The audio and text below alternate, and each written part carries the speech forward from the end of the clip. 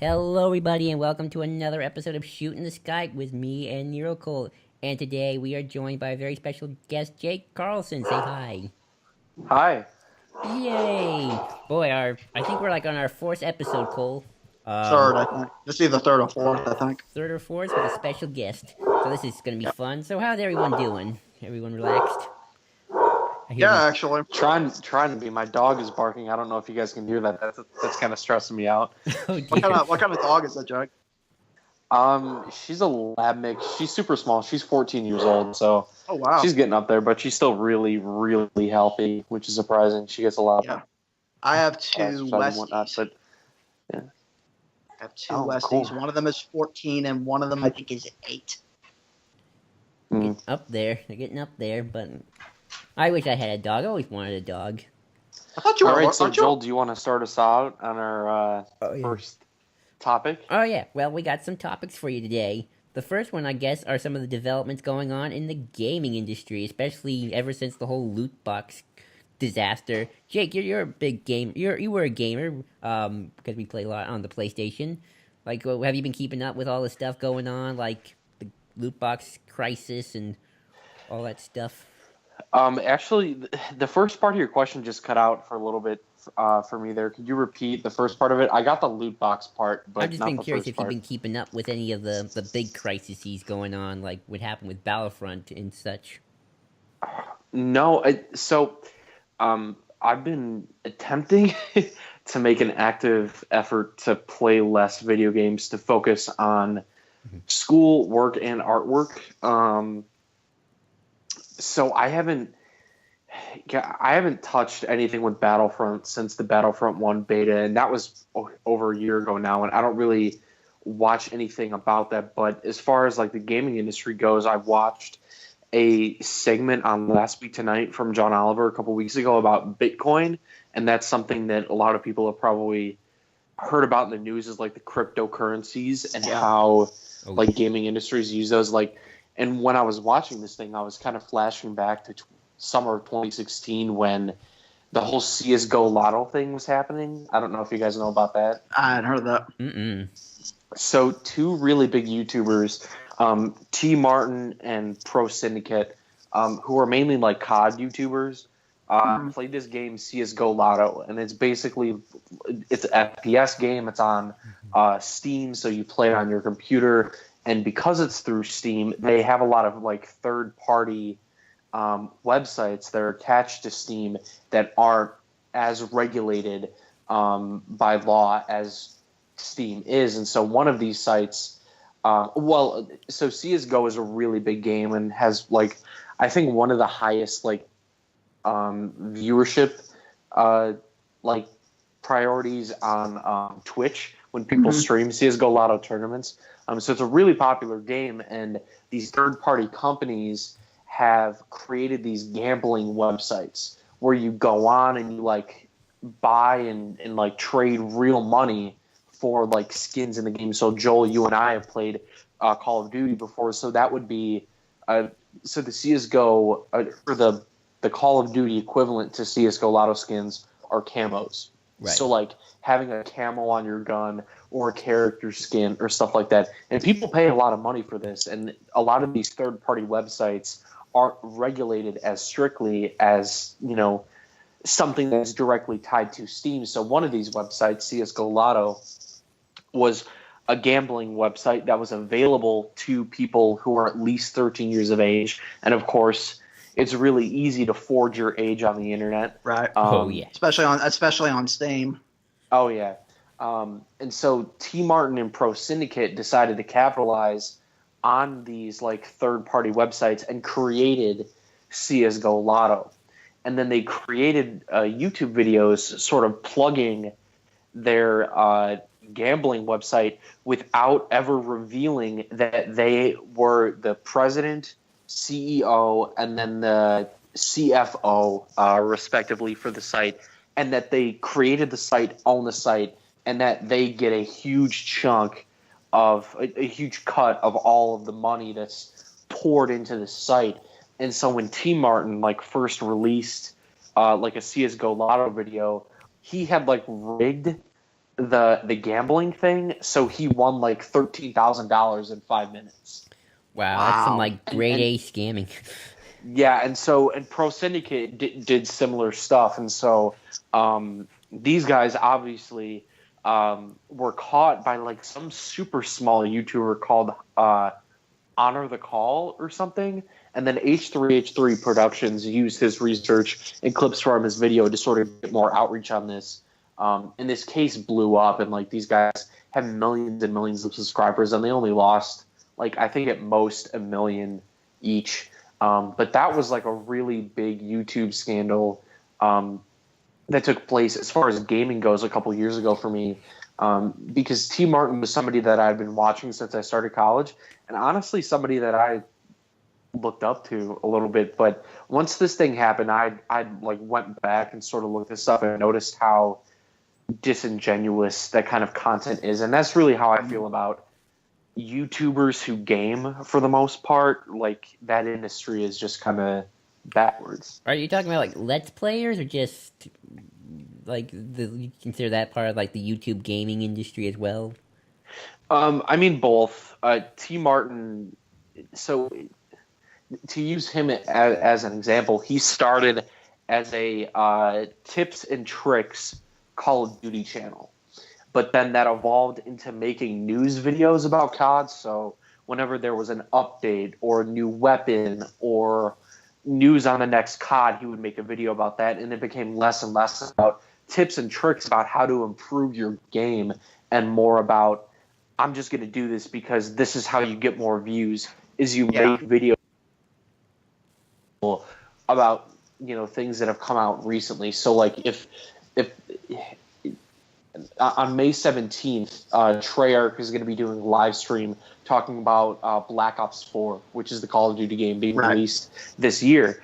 And so T. Martin will probably create like 5 or 6 videos, all 10 minutes long, so we could have 2 ads in there, of course, about that stream. And so that's what his channel has kind of evolved into. But then he has a second channel called T. Martin 2, where he does Let's Plays and does competitive COD videos and stuff.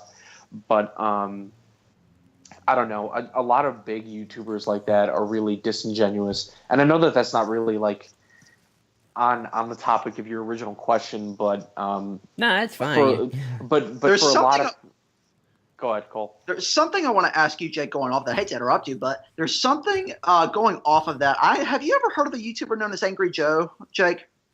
Yeah, but I haven't watched any of his stuff. Did you hear about the controversy with – there was a controversy with him a while back.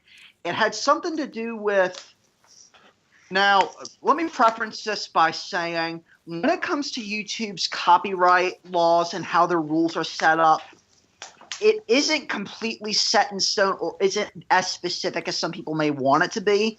Right. So Angry Joe took it upon himself. He uploaded some reactions, as most YouTubers do. But the thing he did, he put the actual trailer videos in his reactions or something along those lines. And, of course, he got copyrighted for that and got a huge amount of strikes against him. And he made this video talking about how unfair it was. And I'm over here thinking, well, is it though? Are things like this unfair to people like you who are so well off on YouTube? And if that's not the case, then what are we really talking about when we're talking about copyright strikes or all those laws in general? Because like with what you're saying, Jake, it's a very – with things like that, you'd think there would be more consequences in terms of that, a lot more strict consequences. Right, and just to go back to the T. Martin and Pro Syndicate thing for a while, there was a lawsuit filed against them that they ended up winning, so there were no charges pressed, unfortunately. Wow. But as far as the copyright stuff goes, I've seen a lot of like people who react to stuff and they almost like have to include the clips of what they're reacting to in the video in order for people to, follow along appropriately. Yeah. And so, yes, you're right. Like for somebody who makes a living off YouTube, and like if you're making a living off YouTube, you're obviously pretty successful, and you have, probably a couple million subscribers. You're not going to lose that much money. But again, it's that kind of like clickbait, impulsive reaction type of video that most people who do make their living off of YouTube have to make in order to get the most amount of views, because the bottom line is that people aren't interested in watching things for like furthering their understanding or education. They're interested in watching stuff for entertainment. I'm curious if you have anything to add in, Joel. In terms of like Let's Players, I always like smaller Let's Players myself. Like, there's this one group of Let's Players I'm a big fan of called the Hellfire Coms. They have like 33,000 subscribers. They're not that big. I mean, that's medium size. I never find them disingenuous. They do Let's Plays of my favorite game series, Kingdom Hearts, and they do what we do. They talk a lot of just random stuff as well as the actual game. But I do agree with you that I always find just bigger YouTubers in general to be very disingenuous. There was like a big controversy actually with Channel Awesome a couple days ago. I don't know what it was about though, but I'm not sure either. If Nathan Snyder, if you're in the comments, please try to explain this for us. I've tried looking up into this, but so far it's been pretty dead on the news. Unless it's on Twitter, it's not catching any major ground anywhere, at least notable ground. So I don't know exactly where this controversy comes from. I know it has something to do with Doug Walker's boss or something like that. That's what I'm to understand. Right. But I always just find a lot of the bigger YouTubers, like going back to like that John Paul thing that happened. Yeah, Logan Paul, yeah. Logan Paul. Sorry, I don't know why I said John Paul.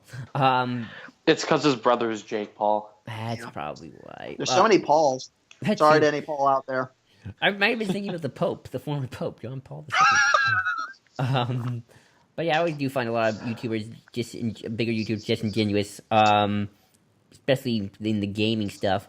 But back to loot boxes for a second, sort of like, that too exploded in the game world, and that to the point where now Congress certain state legislatures are starting to really get into the whole loot box thing because it's a form of gambling. And I'm just curious, like. I was just curious, Jake, if you were keeping up with that stuff, because the loot box thing really crippled EA. It lost them $1 billion, that entire controversy. $3 billion, actually. Yeah. Wow. That's a lot of money. Yeah. I know. In stock, anyway. Is that something that would be in Battlefront? Yes. Yeah. Let me explain it to you, Jake. The way the loot box system originally worked, well, a lot more than that too. In order to get certain weapons you wanted, you would have to spend. I don't even know if you could earn this through in-game currency. You would have to spend an outrageous amount of hours to get certain camo, certain gun designs, certain heroes, and even certain heroes. In order to even play them, they had all the heroes sectioned off behind paywall at a point. Yeah, I remember that, but continue, because I kind of kept up with what was going on with Battlefront and like Vader costing like X amount of dollars or whatever. But anyway, from the way Red Leader and Tilly's explained this to me, so the way to kind of connecting it to the loot box line, the way the heroes worked, you would have to spend, if I'm probably not exaggerating here, if you wanted to unlock every hero inside Battlefront 2 without paying a dime, you had to play 1,000 hours, 1,100 hours in order to even play them. So that's basically forcing you to pay for these characters, because as far as I know, I would think most gamers don't have that kind of time. I don't even think I've spent that much time on one game alone. Yeah. I can't. And go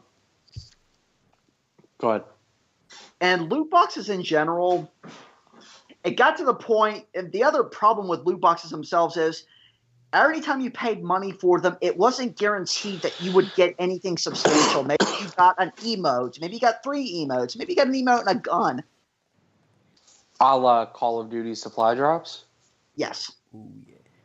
Yeah, I mean, that doesn't surprise me. I had read some article about Vader in particular, and that was one of the reasons why I ended up like not going forward and buying Battlefront.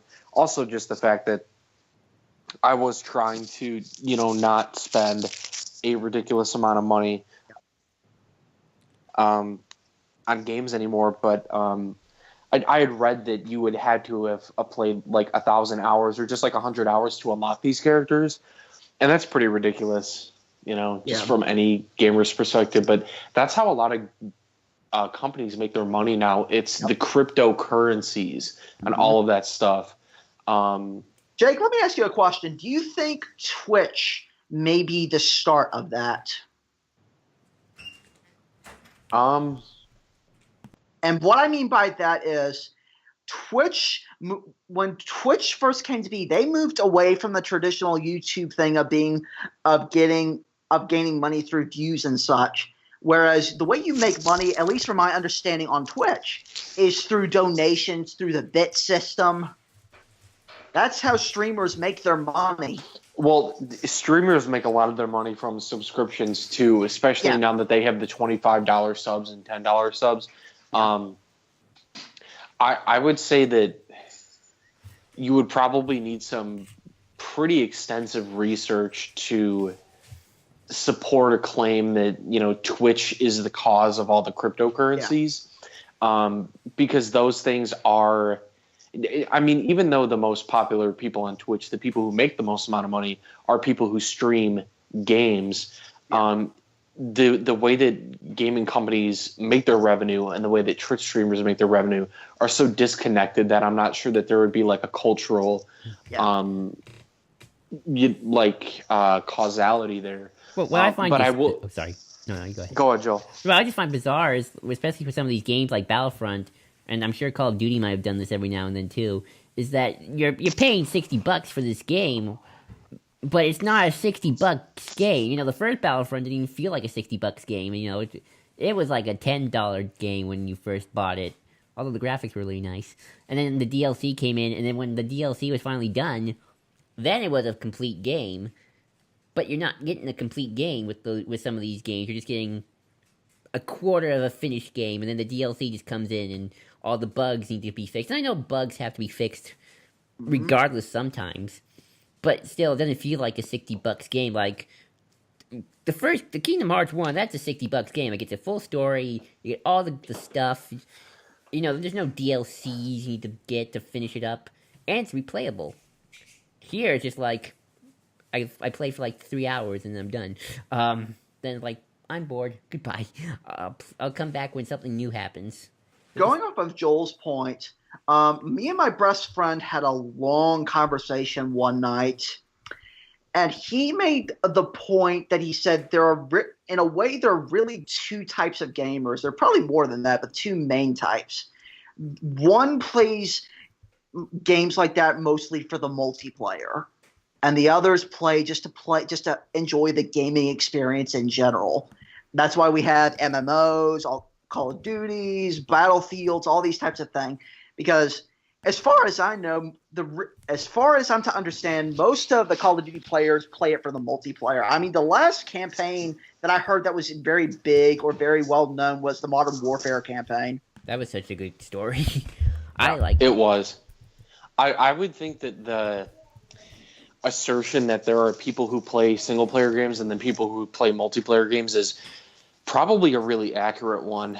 I mean, I'm somebody who's kind of switched between, and I think a lot of people do, but for the most part, multiplayer games are the games that offer the most replayability. And so thinking about it from a YouTuber's or Twitch streamer's perspective, games that have replayability are games that are going to make you the most amount of money. Like Fortnite is blown up because and Fortnite Battle Royale, not Fortnite Save the World, because Save the World is basically their campaign. But Battle Royale is their, COD multiplayer. So I think that that's probably an accurate statement. And then we have games like Player Unknown Battlegrounds that's really blown up over the past few year, I'd say. But I feel like, though, when it comes to this thing, games like Call of Duty and Battlefield, I love Call of Duty and Battlefield, don't get me wrong. But, they are the gamers' games in a lot of ways. Those are, I might be saying hyperbolics here, but when it comes to something like Star Wars Battlefront, or just a Star Wars game in general, that's got a license. I mean, Call of Duty is a license too, but Star Wars is a bit bigger because it's a movie franchise first. So you get a lot of people who aren't necessarily gamers like me, who want to play those games because it's Star Wars. And since Star Wars is already so story driven anyway, especially nowadays, they're not doing the single player stuff, which we're interested in because we want to see a story. We want to play as in a Star Wars universe and be part of a big story. And even though we like running around as stormtroopers and rebels fighting randomly, we want that cinematic experience. I feel. Absolutely, I agree 100%. Mm-hmm. We also, to go off Joel's point, Star Wars appeals to a variety of crowds. So when you make a game like Battlefront, you're attracting a much larger crowd. And when you start pushing a lot of the antics that a lot of video game companies are starting to push nowadays, you're going to meet a lot more resistance, especially in regards to DRM, in regards to DLC. I've had this conversation with DLC, loot boxes, and all that. I've heard people go back and forth on both. And it's surprising to me that there's such a divided opinion on it. I feel like it would be more one-sided than I thought it would be. What do you mean? Where do you fall on the whole DLC thing? In terms of DLC, go ahead. For DLC, I feel like I am not one of those people that outright hates DLC. Take a game like Skyrim, for example. The original version of Skyrim is a complete game with a ton of stuff to do, a ton of stuff you can replay, a ton of stuff you can do in a variety of ways. The DLC just adds on to it and just adds on more to the experience. When it's DLC like that, I really like that. Expansions, all that kind of stuff. But then we have DLC. Then we fall into DLC like the Mass Effect 3 ending DLC. Thankfully, which was free, but it's something like that. When you have to start implementing that kind of thing through DLC, that's where we get kind of shaky. And I'm seeing more people fall more of appreciating DLC. Like, Jake, I don't know if you've listened to me talk about a little game called Blaze Blue Royal Cross Tag Battle at all. I haven't, I don't think. The whole thing with that game is it's a crossover of a bunch of different fighting games. Okay. And it comes with an initial 20 characters, with 20 being added as DLC. Yeah. And at that point, when I heard that, I said, I can't support that. I'm paying $60 for characters that are basically reused assets. I'm not getting a bang for my buck here. And I see so many people that are saying, no, this is good. It allows them to polish these things out. And I see that kind of, what's the word? Kind of damage control for some of these companies in a way. A lot more than I ever thought I would in today's gaming world.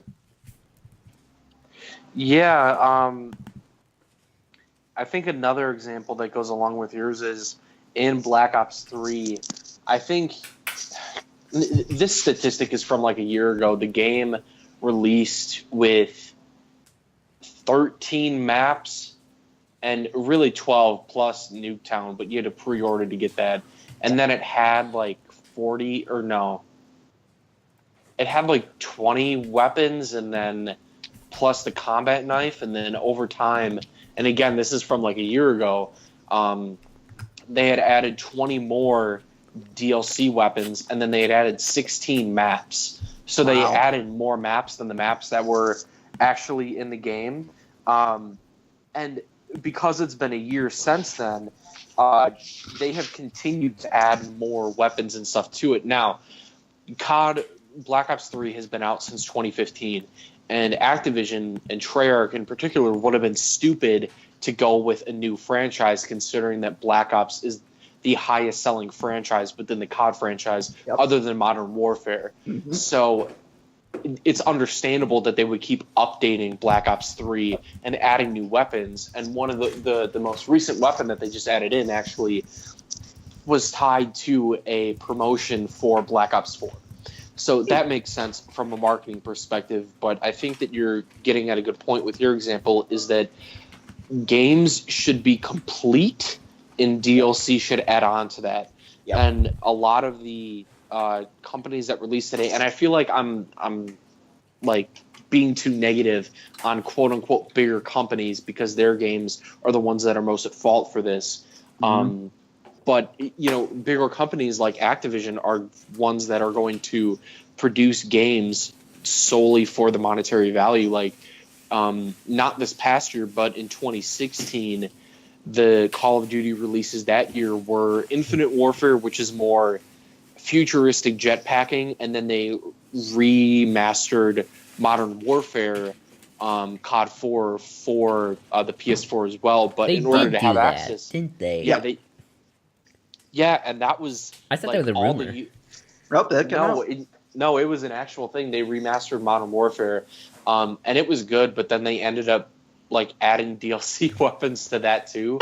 so then it's not a remaster, it's a remake. It's like a remake because you've added new stuff to it. But the issue that year with people who play COD is that you could only have access to Modern Warfare Remastered if you bought Infinite Warfare, and you could only play MWR if you had the Infinite Warfare disc in your PS4. Since then, they have released Modern Warfare Remastered as a separate thing, but even in that game, a remastered version of one of the, it's a remastering of COD 4. COD 4 was one of their most highest selling games ever.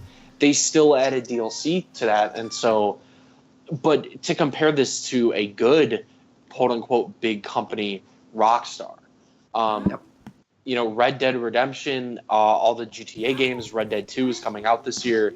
That company does really great stuff with DLC, and I'm looking forward to seeing their DLC plan for Red Dead 2, because the DLC in GTA was, I think, fitting into the category of what you were getting at, Cole, of not being necessary in order to have a complete, fulfilling gaming experience, but additional content.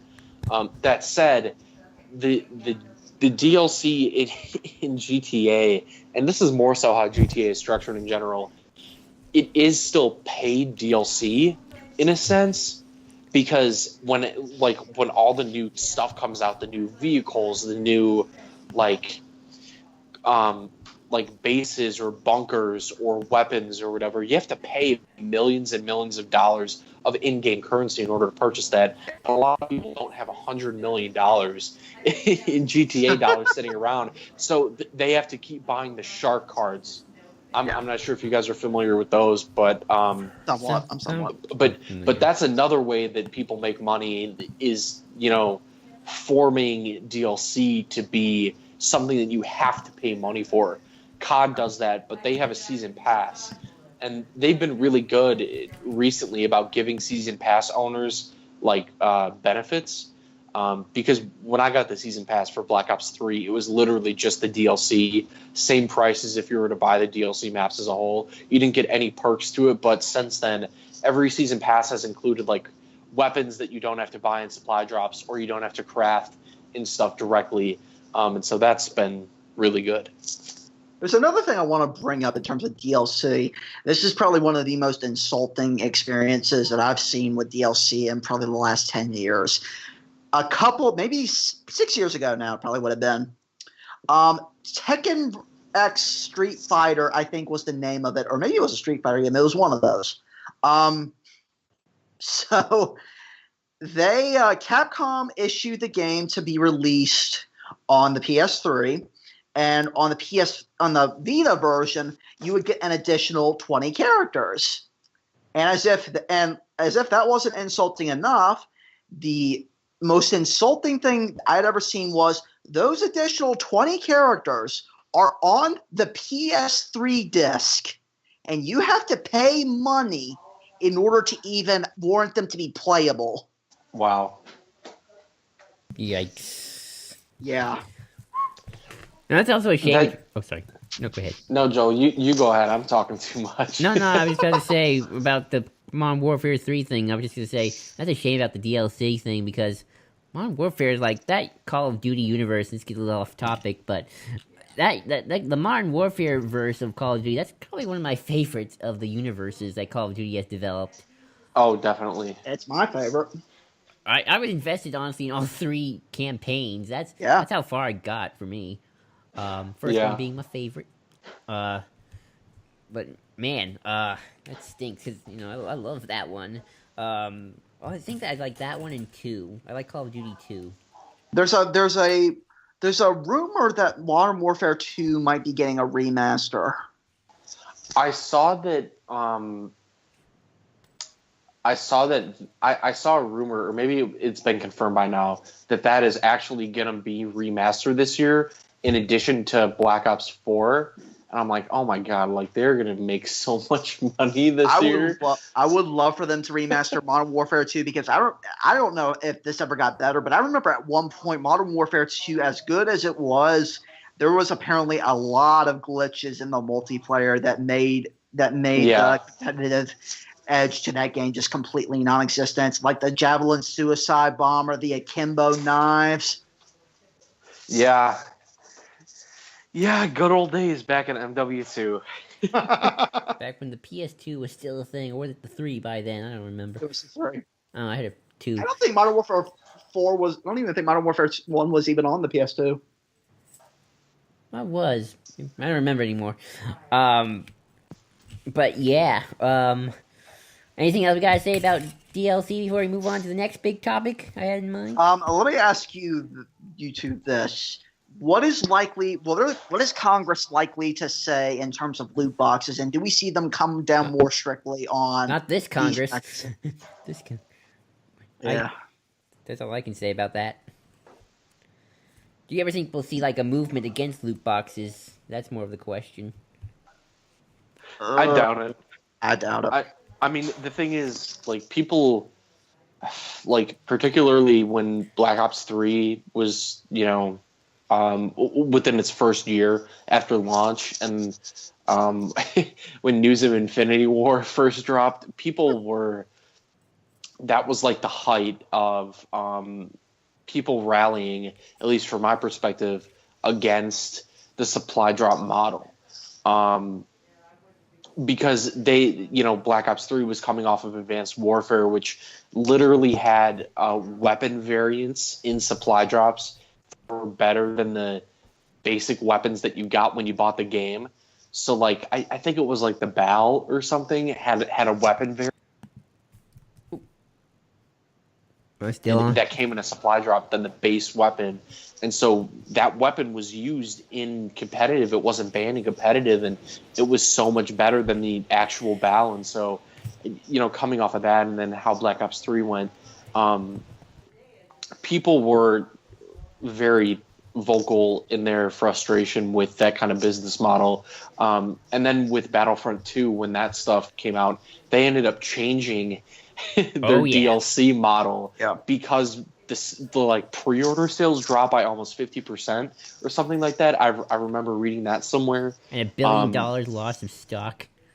Yeah, so I think that while consumers may not support that kind of business model, people are always like the companies and corporations who make these games are in it for the money, bottom line. And a lot of them haven't found an appropriate balance between creating a good game and being out there for the money. And to return briefly to the YouTuber situation, one of the scummiest things T Martin ever did after the CSGO Lotto thing was make a video trash talking the supply drop model. After he had been supporting COD and saying nothing negative about it for 12 years of his YouTube career. And that, so because I brought up being like disingenuous earlier, And I feel like that's partially unfair because I suppose that when people are in a job, and YouTubers, that is their job, they have to act and speak a certain way that isn't necessarily the truth, that isn't necessarily them being honest.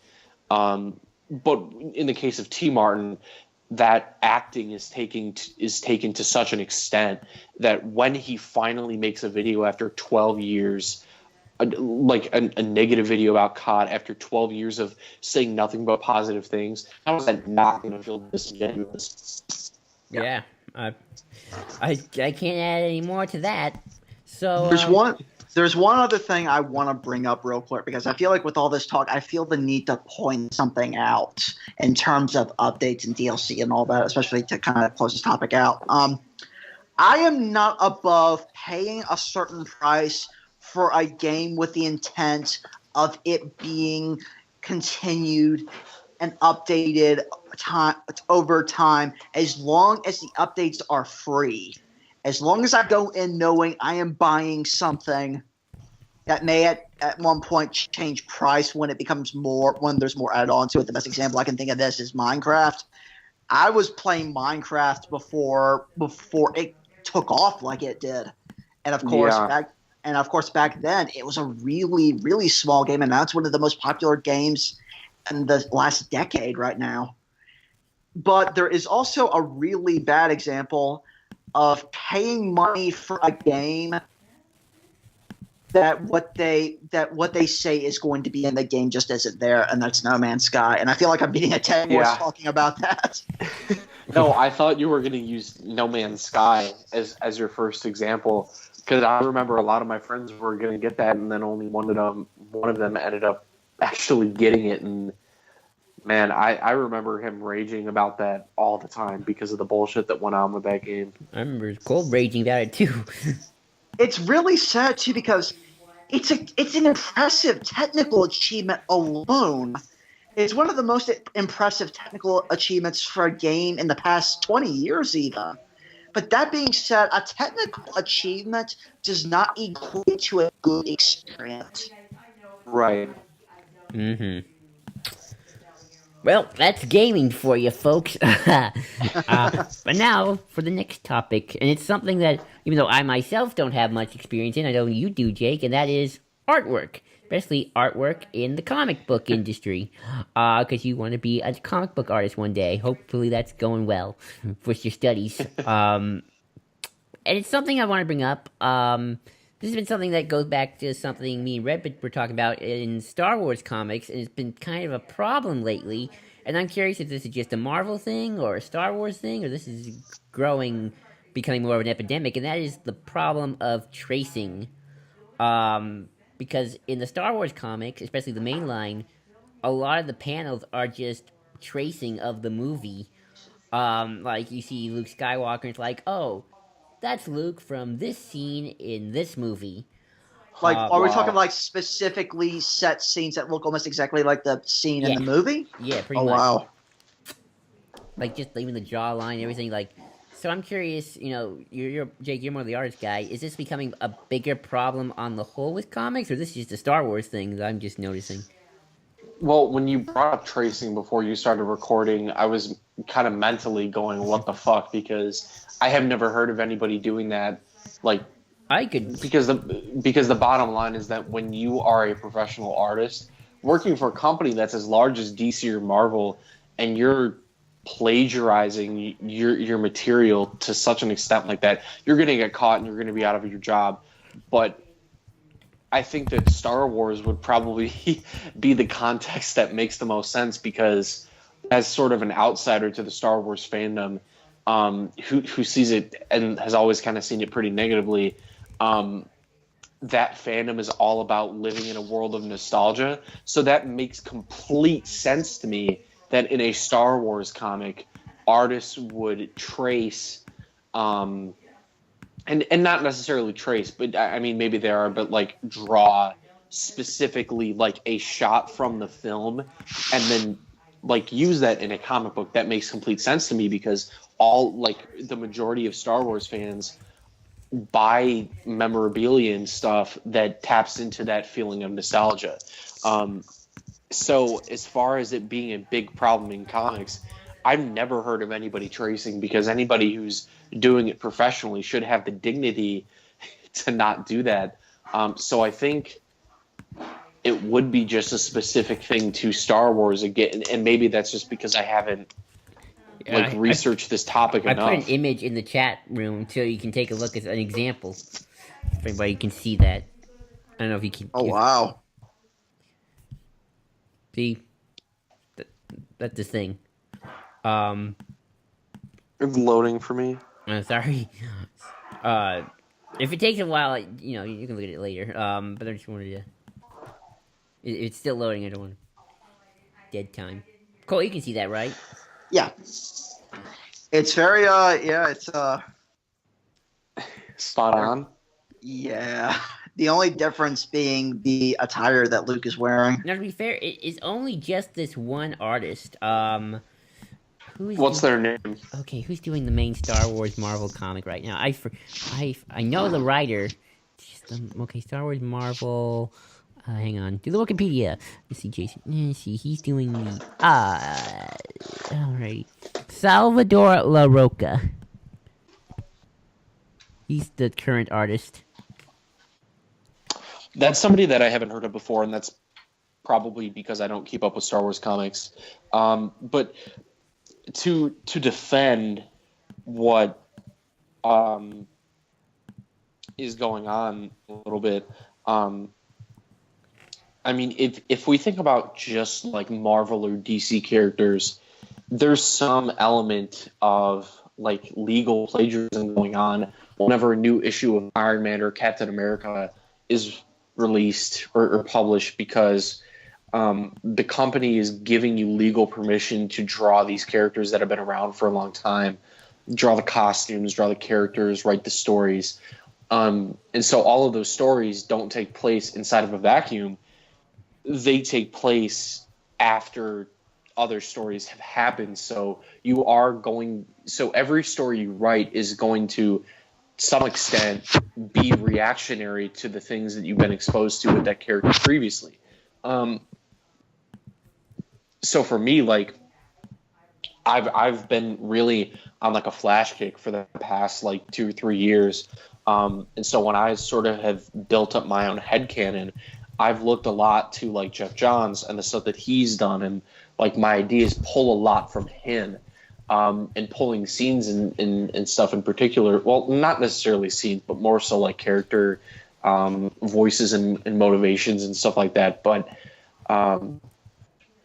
that's not necessarily something that's frowned upon, right? So I'm not sure if tracing an image, I mean, that's pretty obviously like forgery. And I don't think any artist who's skilled would need to trace an image from a film to put that into their art. I think that you could just draw it, and if you're good enough, you would be able to get the sense of the image. Well, what's strange is for the Marvel comics, or Star Wars at least, it's really just has been a problem with both the mainline and the Vader comic. The first one by Kieran Gillen, but the Charles Soule comic, the Poe Dameron comic, those have been relatively, stylized. Obviously, you want to draw Poe Dameron like Oscar Isaac, because, he's the actor. But, for the most part, they've had their own styles and unique senses, while, trying to stay true to Star Wars, obviously, to a certain extent. But then you got the main lines, like, you're just taking images off of the movies at this point. It's like, this is ridiculous. Yeah, that's a fair point. I mean, again, because I'm an outsider to Star Wars, I see a lot of that stuff as paying tribute and trying to tap into a person's sense of nostalgia. And so that's not necessarily a problem with the art. That's a problem with the general sort of thought process the company has in saying, we're going to create a Star Wars comic about these characters in between films. And this obviously isn't the case for all the Star Wars comics, but we're going to set it in this time period because this is something that wasn't explicitly shown on screen. So this is something we can tap for money. Yeah. No, I hear you. But back to what you were talking about with like the Flash and stuff and the styles.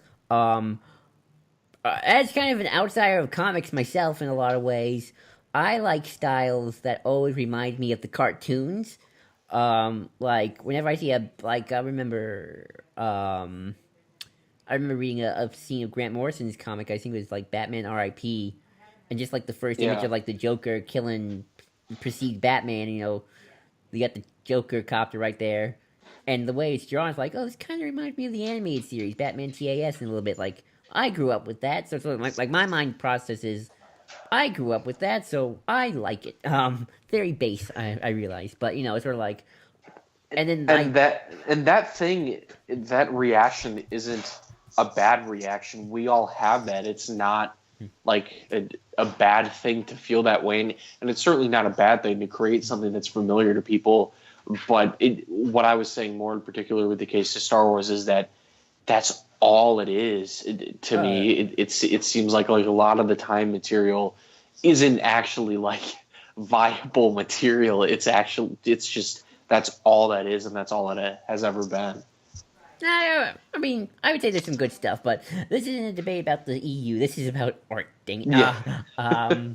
But no, but like, just in terms of just basic DC comics, for example, again, like I like the stuff that reminds me of the cartoons and the more colorized and the more out there instead of like when we try to make it all realistic and gray.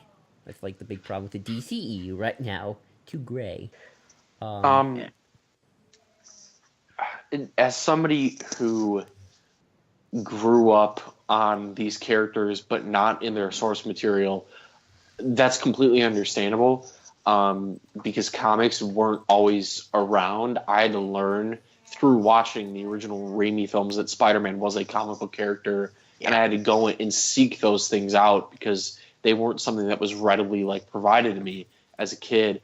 And so I remember like watching the Batman and Justice League Unlimited when those things were coming out, and when when I would go to my local library, I remember going up to the like adult section and get some more comics one day. And I remember seeing the first trade of Grant Morrison's Batman and Robin run with that cover that Frank quietly did of Dick Grayson Batman and Damian Wayne Robin. And I remember looking at it and thinking, oh, this seems interesting, but I don't like the art on the cover, so I'm not going to pick it up. Like that was that was the mentality I had because I was so used to this simplified, like watered down stuff that I had seen in animation with these characters, because anything that you animate that has like the more lines something has, the harder it's going to be to animate, which is why Bruce Timm's style worked so well in the 90s and in the early 2000s, because it was simple, right? Like all the characters had the same sort of, I'm forgetting the word right now, like anatomy and like build to them. Yeah. There wasn't really any variation there. The costumes were all really broken down to the essential elements. They were all, for the most part, the classic costumes. And it's taken me a while to appreciate some of the more unconventional art styles of comics. But I definitely started reading comics in the place that you were in, Joel, where I appreciated things more if they were familiar to the things that I had seen when I was growing up. Oh, definitely.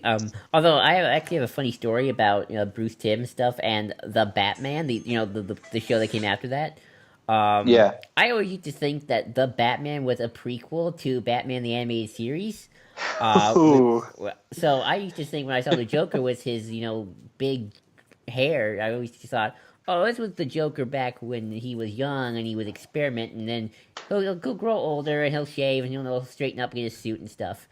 So that was my mentality. Back when I thought it was all connected, but it wasn't. That was just a different art style. I'm come to appreciate it. Don't get me wrong. Please tell me, Joel, you are not one of those people who thought the original Batman movies were in the Dark Knight continuity. I don't think so. I might have. I don't remember. I might have for a little bit. it was so long ago. I used to think that the Amazing Spider-Man, the first one, was just a full-on remake of the first Raimi Spider-Man film, and that you would have the Green Goblin would be in it, and like, oh, this just that's why I didn't see it because I thought, oh, it's just a full-on remake. Like, why are we doing this? I know some people would say, it kind of is because they got some of the same parts. But it's a different story. I understand that. Cole, where do you stand on the whole art thing? What we've been talking about. Funny enough, I'm not a big Western comics guy. I've only started to dip into that world in my very late life. So my knowledge in terms of art style, in terms of comics, comes mainly from manga. And with manga, there may seem like a very similar art style, but there can be some very diverse art styles in terms of things like Gaunt's, things like Berserk, a lot more detailed artwork that isn't present in a lot of manga today. And there are certain things, and know Joel and I have talked about this from time to time. Joel refuses to watch certain anime simply because of the art style. I don't know if I have ever done that. There's maybe one that the art style was a little too different for me to really get into, and that was called Log Horizon. It's just, and I feel the need to point out, art is one of the things that catches people's attention. Like Jake says, it's what makes us drawn to them in a lot of ways. So if you have a person who has bad art, then a story doesn't pop as much because comics are a very visual medium in that regard. Exactly. And that is definitely something something interesting that you bring to the table with your experience with manga, because I haven't read a lot of that. I haven't watched a lot of anime. And typically I find those art styles to just be ineffective and just like far too stylized. But then I think about, some of my favorite artists in comics have great foundations, but have like clearly super, exaggerated all their figure work. So really, how is it that different? It should also be pointed out that what the difference mainly between manga and Western comics, manga typically is in black and white, so there's a lot less work that the manga industry really has to do. That the color really comes for color spreads and the anime itself. You really don't see the characters in color until an anime comes out, or unless there's a special occasion for a color spread. Yeah, and also to go back. Oh, sorry. No, I thought you were saying something. I was going to say something. No, Jake. No, you go ahead, Joe. Okay, I was about to say, and to go back to the point I made about reminding me of the cartoons. It's sort of like, even though I've only seen a couple episodes of the Flash, the TV series, I like that design. I think more than I do the movie version, because it reminds me again of the cartoons, and at least from what I've seen the first season, the suit. Yeah, the suit. And what I've just seen of the first season, just from little clips and stuff, and what I've watched, it reminds me more of the cartoons, and sort of again, anything that reminds me of the cartoons is a positive for me compared to a more gritty, realistic, down to earth kind of setting. I mean, I'm not against it, like Dark Knight or something like that, or Scott Snyder's Batman. I guess that tried to be more grounded in certain areas.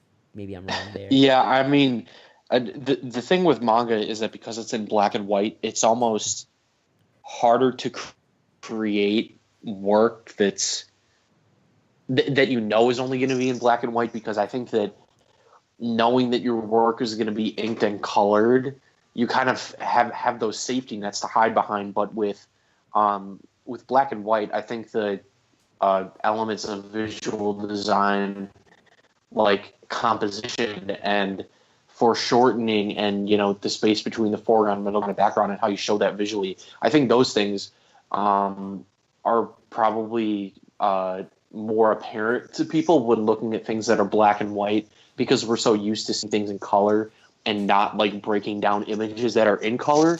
Yeah. That systematically. Well, and as far as the Flash goes, they've done some really cool stuff with the visuals on that show. Although the Ezra Miller Flash shoot took me a long time to warm up to it, but I think there's a lot of really great reverence for the Flash legacy that is there just in the costume. You didn't see Justice League, did you? I haven't seen it actually, but I know enough about it. I haven't seen it. I think Cole's the only one who did. So I was gonna ask, y'all dodged that bullet. I was gonna ask like, well, what's the Flash like in Justice League? And then like, oh wait, no. Like, Y'all want to? I've seen clips of it, but I will break it here. I'm going to break down what the Flash is in the Justice League. I'm going to break it down here right now. The Flash in the Justice League is Felicity from Arrow. That's who he is. great. I can just That hear is Just the kind of comedy relief I want. I can hear your little heart breaking. I saw that weird like thing. I saw a clip on Instagram of him like saving Wonder Woman at super speed, and then they fall on the ground and his face is like in his chest, and he gets up at super speed and is like looking around real weirdly. Ooh. And that to me is just like Zack Snyder all over the place. And that's not a problem with like the character design, obviously. That's just a problem with Zack Snyder being an idiot. And of course, the whole thing was they spent And $300. sexist. Yeah, and they spent $300 million to try to make that movie look good. And I've seen TV movies that look 10 times better than it. I'm sure you. Henry Cavill low-key roasted the CGI a couple days ago on Instagram. I don't know if you guys saw that, but he I made did not. That sounds hilarious. he made like a short video on his Instagram. You guys should go look at it. That talked about it was like parodying his mustache being gone because he finally shaved it, and it was and the slogan was like shaved but not forgotten. And one of the lines he had in there was, "No, this isn't CGI" or something like that. And it was just super funny. Oh man, that's great. But to get back to art for a second, I'm just curious, since Jake, you're an aspiring comic book artist. When you draw a character like the Flash or maybe Batman or any character, really, like what do you like to go for? Do you go more cartoony? Do you go more realistic? Do you go stylized? Like, what's your own method? I mean that's kind of a really broad question to answer. But I think to start off, every artist's style and really every creative person's style, whether they be, a penciler or a writer or a graphic designer or something like that, it's a combination and compilation of all of the things that you like and don't like. And not like saying like you incorporate things that you don't like into your art, but you're usually trying to actively not do those things. And so as far as my style goes, obviously there are a lot of great artists out there who I think are amazing, like Jorge Jimenez, Jim Chung, Jay Lee, Jim Lee, Ivan Reyes, Lee Weeks, Brett Booth, Jason Fabak, Howard Porter, Scott Collins, Ethan Van Sciver's okay too. I could go on and on, but people that I consciously try to pull from are Jim Lee, Ivan Reyes, Lee Weeks, some Brett Booth, Scott Collins, and I'll just leave it at that list of 5. Because those guys, I think, and Jason Fabak too, I think those guys have such a great fundamental understanding of how the medium works and how to create images that are visually pleasing, that it would be dumb to not try to incorporate the things that they do into your own art. So I think less in terms of like, ultimately, what is my style going to look like, and more, what can I pull from other artists into my own artwork? And that's just because of the stage of my career that I'm at. It's because I'm aspiring. I haven't broken into that industry yet. I haven't worked, drawing comics for 30 years like Jim Lee has. Like, I don't have that kind of experience to be able to, really play with my style. Although I think even though Jim Lee is a fantastic artist and one of the best, if not the best in the industry, his style does have flaws to it.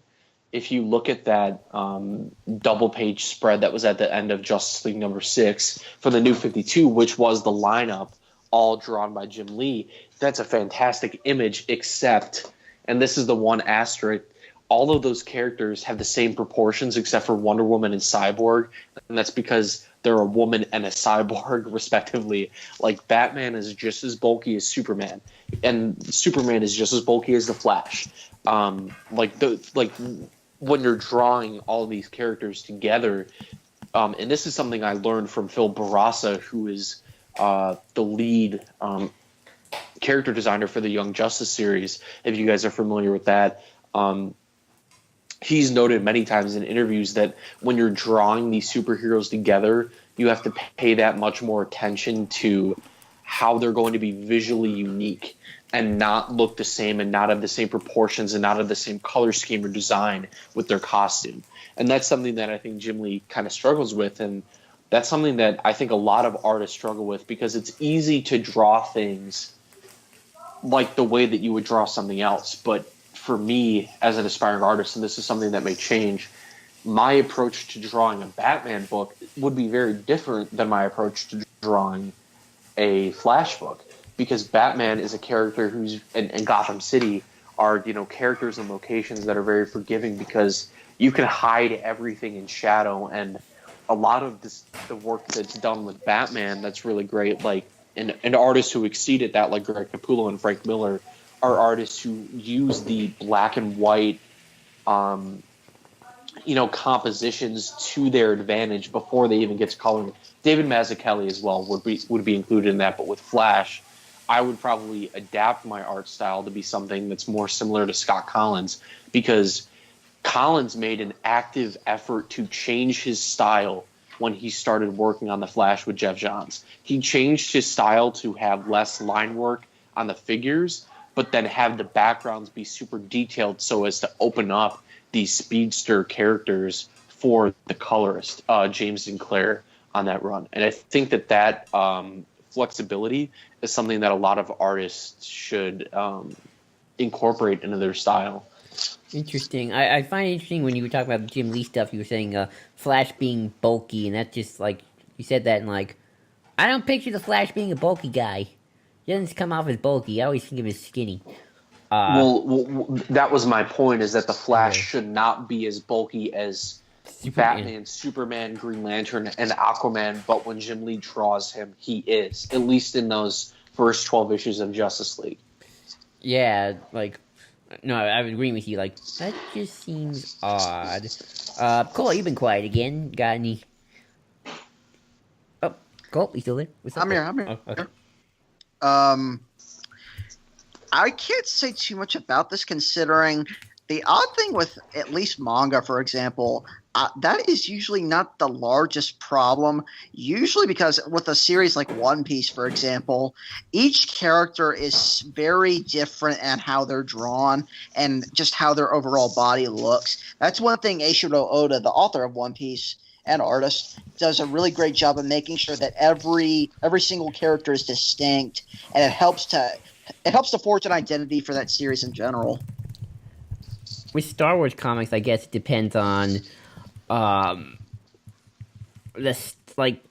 showed you the tracing, obviously, but there were some Star Wars comics back in the day that got like really stylized. Like there's this one comic called Dark Empire, and that was penciled by Cam Kennedy, inked by Cam Kennedy again, and it's got like some weird like greens and lots of greens and blues. Like here, I'll show you an image if it shows up. It's like you got some real stylized stuff, and then you got more like we want to be like the movies, but we also still want to be a comic. So we got like that going on. Like it's sort of like it's sort of like a balance between realism and that sort of stylized nature. Cole, did you get in the chat?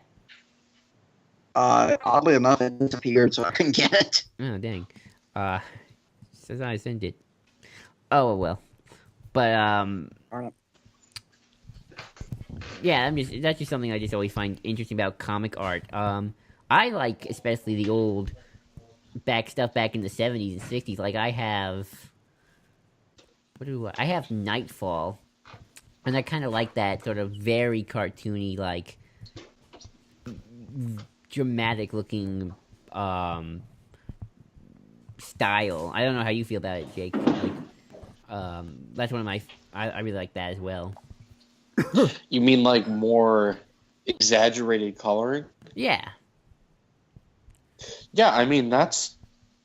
I mean I don't really have a problem with that. I would probably need to see an example that's more specific because I don't unfortunately see the images you're putting in the Skype chat.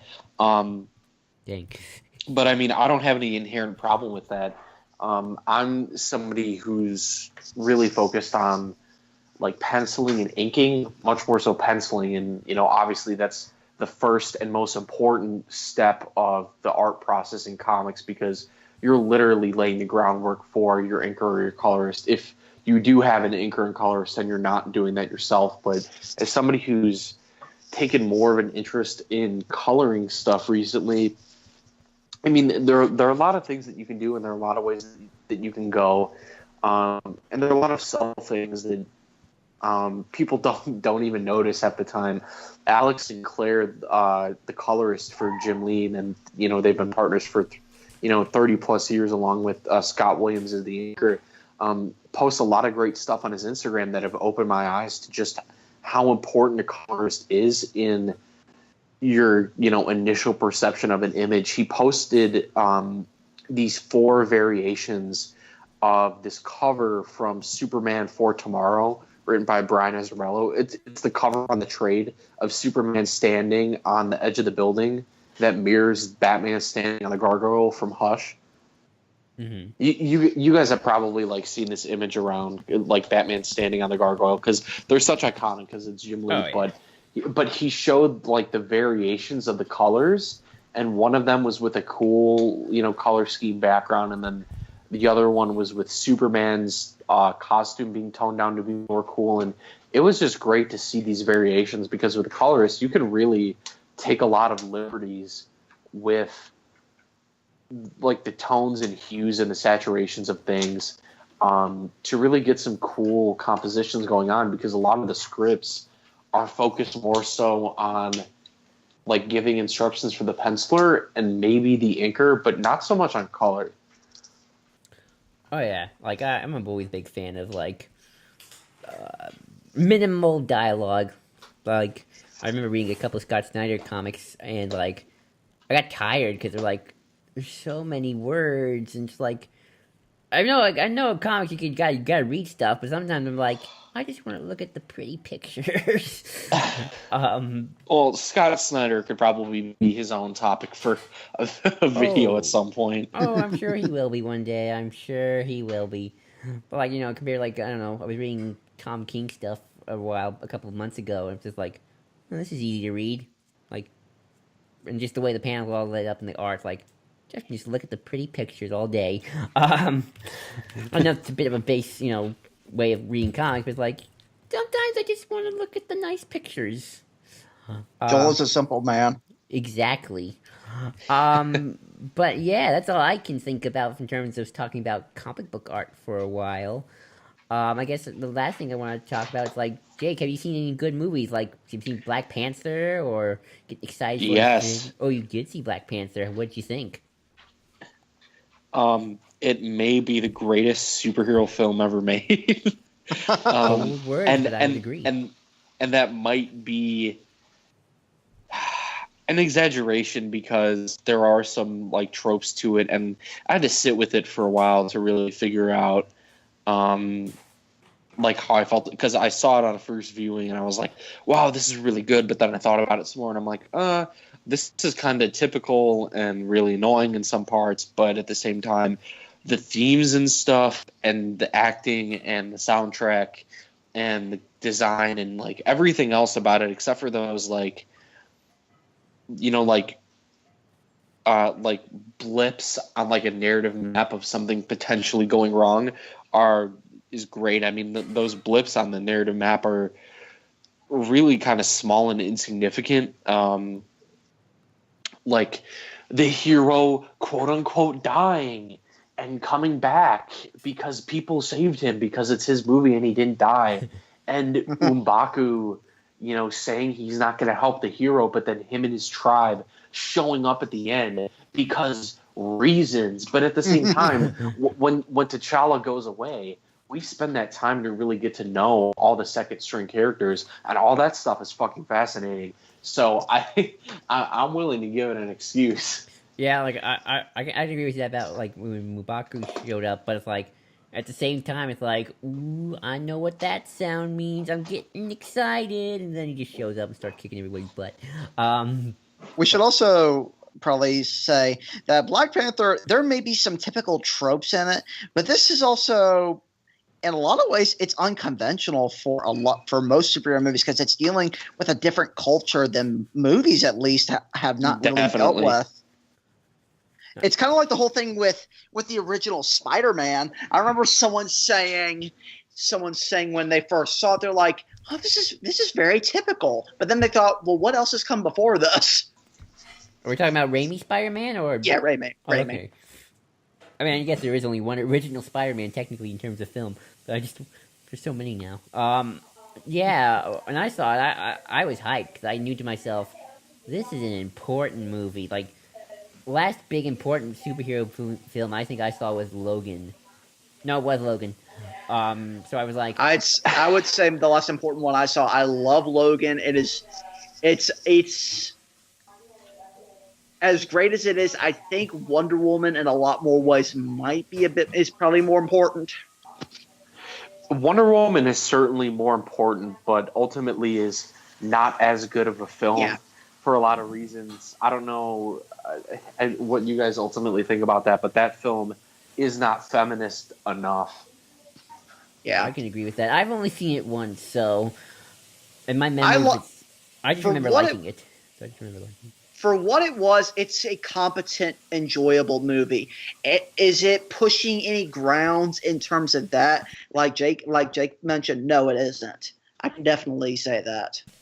Right, but Black Panther, man, I was like hyped for it. It's like, yeah, and I saw it in IMAX.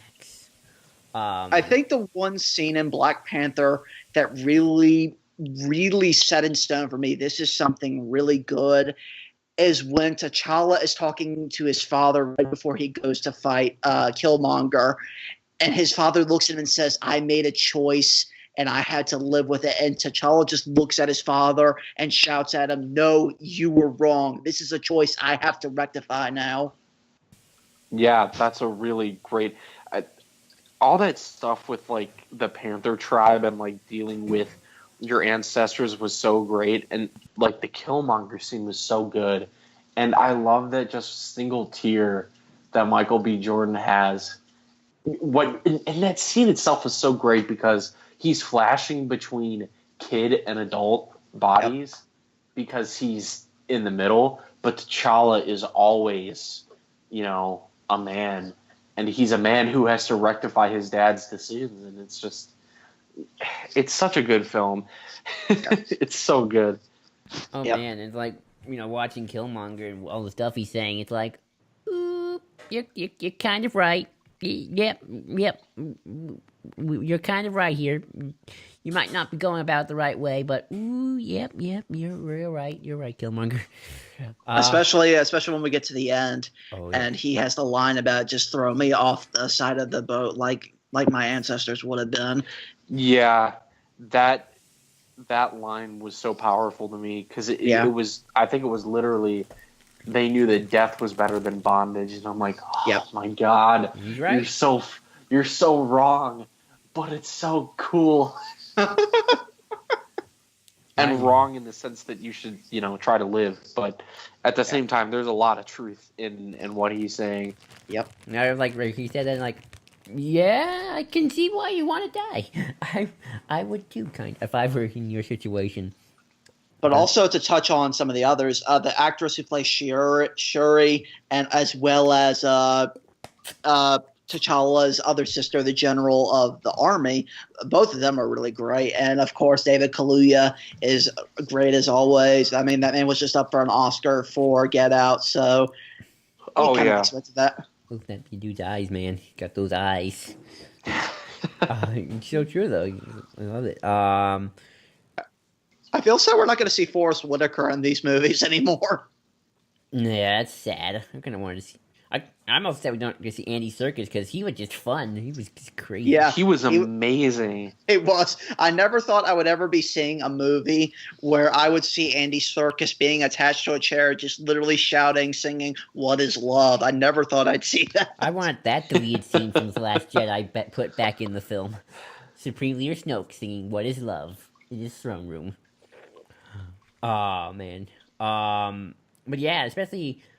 And, it helps with the diversity, That's that's a big thing we Star Wars fans have talked about for a long time. It's like, we want more diversity behind the camera, and, like, we're getting it in Marvel. Like, come on, Star Wars. I hate to change the topic, but I feel the need to talk about this because Joel and I have been going back and forth on this. And maybe you, Jake, have a good perspective on this, too, if you're studying, like, this stuff.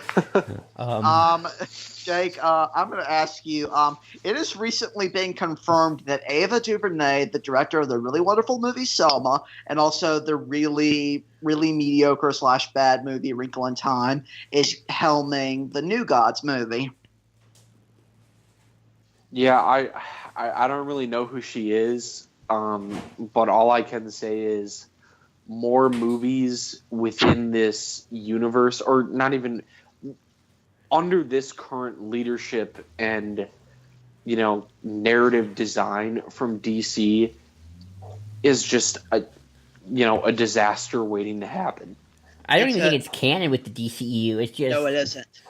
And the other thing I want to point out is, I respect the fact that they're getting her. I would love for her to direct a DC movie. The problem is with what we've seen her do.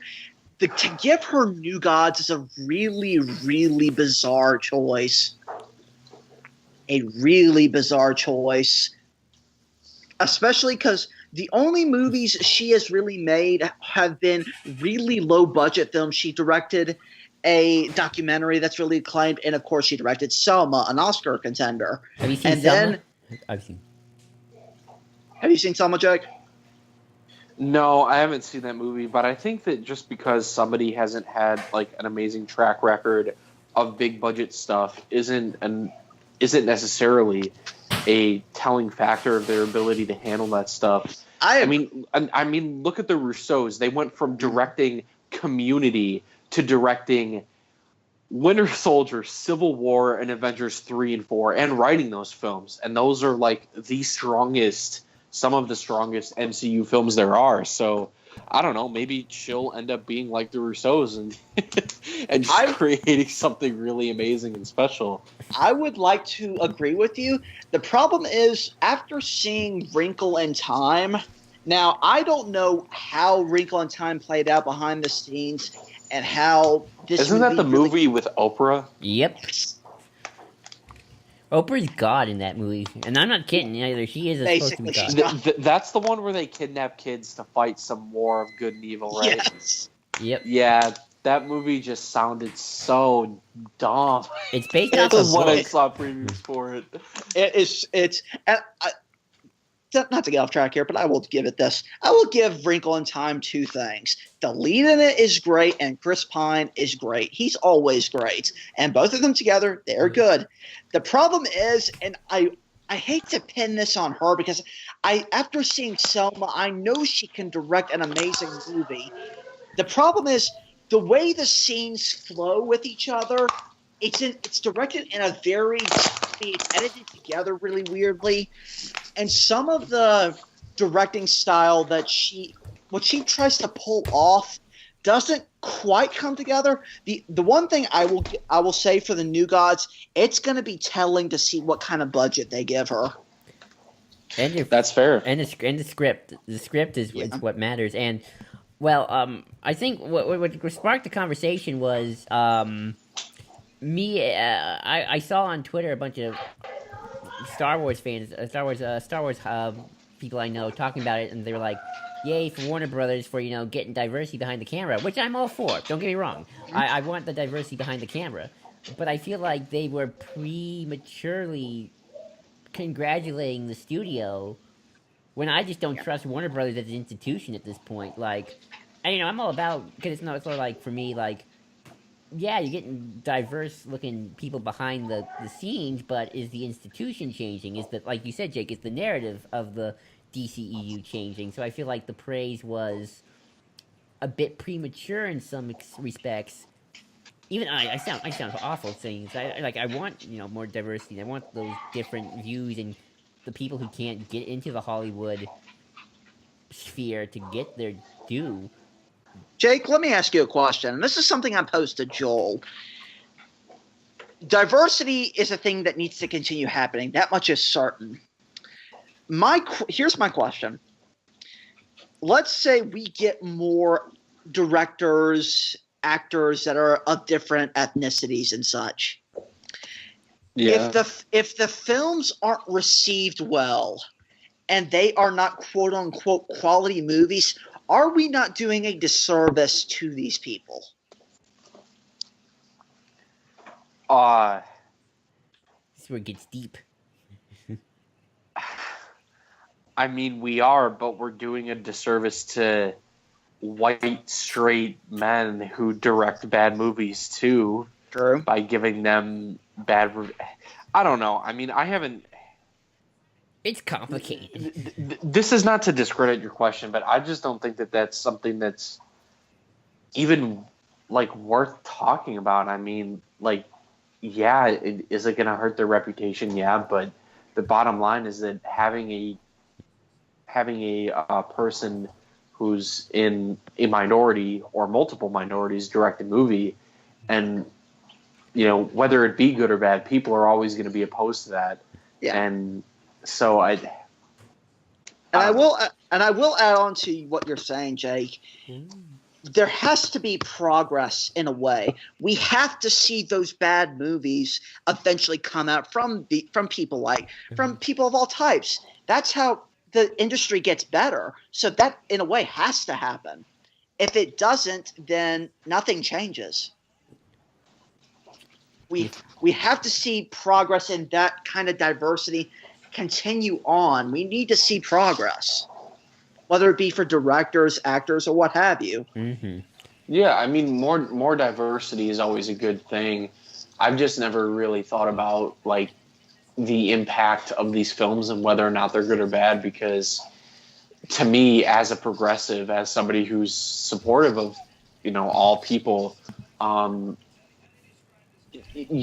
like whether or not their films are good hasn't really mattered to me yet. I would hope that I would and anyone else would critique a film the same way, whether it was directed by a white person, a Caucasian, or an African American person, or somebody who's straight, or somebody who's gay or lesbian, or somebody who is a male, or somebody who's a transgender or whatever, or a female or whatever. Like when you're judging a film, I think that diversity is important, and it definitely matters when you're dealing with something that has diversity at the heart of its content, like Black Panther.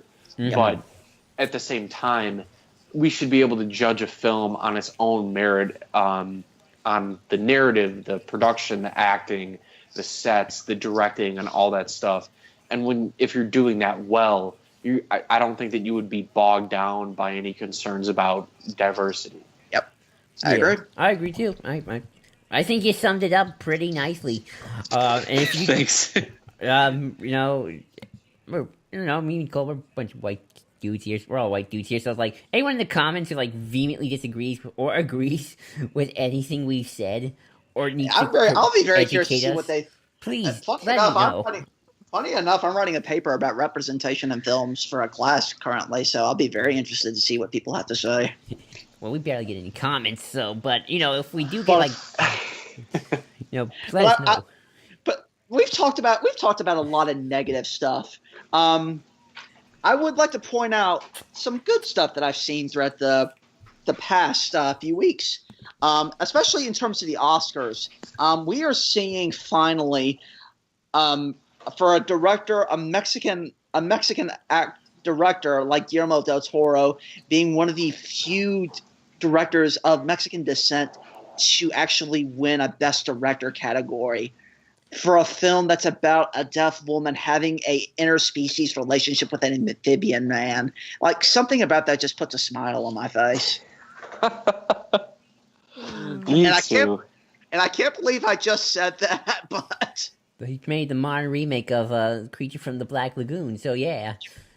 As a monster fan, that's a plus for me too. Yep. Squat Creature. a lot of good movies in terms of Oscars, like Call Me by Your Name, Lady Bird. I have not seen I, Tonya yet. I hear Three Billboards is amazing. Any other movies you've seen this couple months, Jake? Any good ones? Or Black Panther?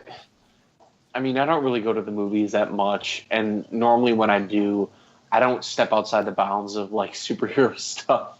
although I totally should.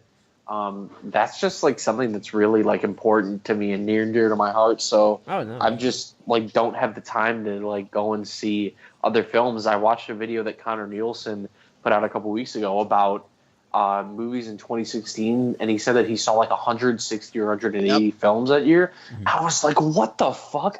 Now, granted, he works at a movie theater, I think, still. But at the same time, I was like, how can you sit through 180 films a year? That's watching a film literally like every other day almost. Yep. That's insane. And because people aren't usually going to be able to watch a film every other day, that means he's watching it at least sometimes two films in one day, if not more. And that's crazy.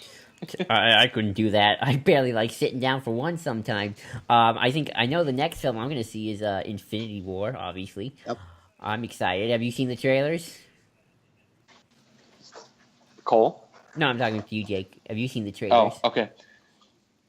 Yeah, I'm not somebody who avoids trailers, and I'm not either. Man, I'm like, this is gonna be so emotional for me. Yeah.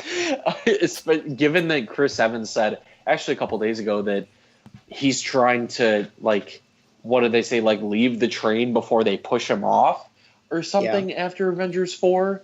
Yep. I'm like, wow, like I'm not ready. I'm not ready for these characters to end, especially because I mean I haven't read a lot of Marvel, but I know from what I have read from other people that like the MCU characters are completely different than their characters in the comics. Like Hawkeye, I love Hawkeye in the MCU. I haven't found a single Hawkeye comic that's anything like his characterization in the movies. Yep. I've read a lot of good Hawkeye stuff. I read some bad Hawkeye stuff, but it's not been who he is in the movies. And that's okay. It doesn't have to be, but I love the characterization of pretty much every single main character in the MCU. And Chris Evans in particular has talked about how there's beauty in departure, and I know he's right, but I don't want him to be. Jake, let me ask you a very hard question. Who does not make it out of Infinity War alive? Iron Man. Why? I think that over the past couple movies, this is where his arc is going.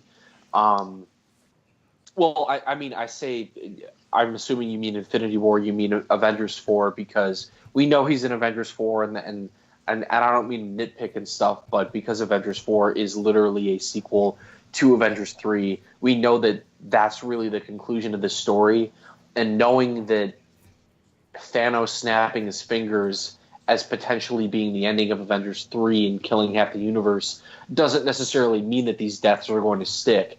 I would assume that at some point the Avengers, either Iron Man or Cap, would get a hold, or Thor would get a hold of the Infinity Gauntlet with all the gems in it and potentially undo some of the deaths that happened during Infinity War. So I just think that the sense that I'm getting from Tony Stark is that the last couple movies have been so much about his legacy and not so. And I mean, yeah, it is about him. It's about his legacy, but um, I think that and and as far as Chris Evans is concerned, I think that what they might do is put him in like an Iron Man-esque role that we saw Iron Man in Homecoming, Spider-Man Homecoming, where he's not a main character per se, but he's around, sometimes helping some characters out or whatever. But at the same time, because Chris Evans is saying he's done, I think Cap dies too. And I think Bucky becomes Captain America, not Falcon. I love Falcon to death, but everything that they've been doing with Bucky has been in relation to Steve. And I don't think Falcon is ready to be Cap, to be honest, even though I haven't read any of Falcon as Captain America. But I think Tony Stark is definitely going to be, on the chopping block, because even though he's the reason this exists, I think that they want to have a narrative that, like everything else, has a beginning, middle, and end. Yeah. And I think that that's very ambitious to try to pull off in film. And giving certain characters an end, regardless of who it is, I think is really great and ambitious on their part. I love when I really hope that the MCU has the gall to make death permanent. I mean, as much as I want to see some of the villains come back that died, like Crossbones. Crossbones, Red Skull, although technically MIA, Red Skull, all that stuff. If they make death permanent and they kill off their heroes as well as their villains, that would be very interesting, just in terms of a comic book universe. Where let's face it, comic book universes, death is not a thing. Joker blew up in a factory. Oh, he'll be back. Batman's dead. Oh, he'll be back. Give him a year. He'll be back. That's a really good point. And the only reason why I brought up the questionable permanence of death is that I think in the actual Infinity War comics, the Avengers undid some of the damage that Thanos had done to the universe. So I don't know if they'll do that, because I think it would be smarter to make death permanent and not mess with that. Yeah. Because we had the whole thing with Captain America of him surviving this thing in the ocean for 70 years where he's frozen. Like, there's no way somebody would survive that even if they were a super soldier. So that in and of itself is kind of like avoiding death thing. And even Tony Stark in Iron Man, like, he's been dealing with his death since the original Iron Man film. Yep.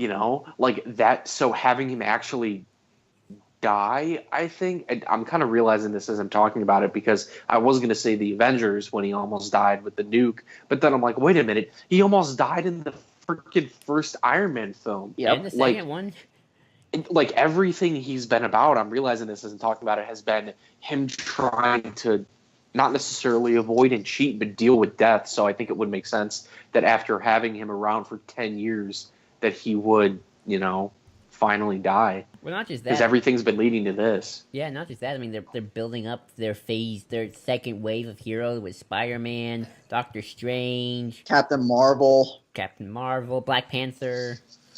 Like, these are let me ask you guys this: would you guys be supportive of Spider-Man being the new face of the MCU in the way that Robert Downey Jr. has been the face of the MCU thus far? Joel, let me say this, because I feel like this is a loaded question in a lot of ways. I would like for that to be the case. Will it? That depends solely on how, because I don't even know how the contract between Sony and Marvel even plays out, or what the specifics of it even are. And considering Sony currently is trying to spin off their own Spider-Verse or whatever, Venom, that Black and Silver movie that apparently isn't happening, and all that stuff, I don't know where their priorities are in terms of that. I agree. I will say I think he's going to be a major part, and I would like for him to be the new face. Go ahead. I just feel like they aren't setting it up that way, at least in terms of the MCU. I kind of just ignore everything that's not part of the MCU mainline at this point when it comes to Spider-Man, because that's like That's the easiest way to get to make my brain happy. But Spider-Man doesn't feel like he's becoming like the new Iron Man. I feel like that's more like maybe Doctor Strange or Black Panther, just by Well, we don't even know that Doctor Strange 2 is going to be happening. Benedict Cumberbatch said that they have no plans for a sequel.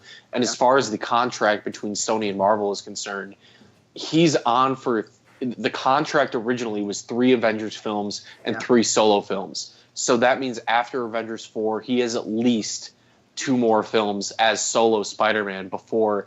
And like timeline wise, that would make sense that we would have like 1 or maybe 2 Spider-Man films before we get another Avengers film. But I totally think that that is what they're pushing for.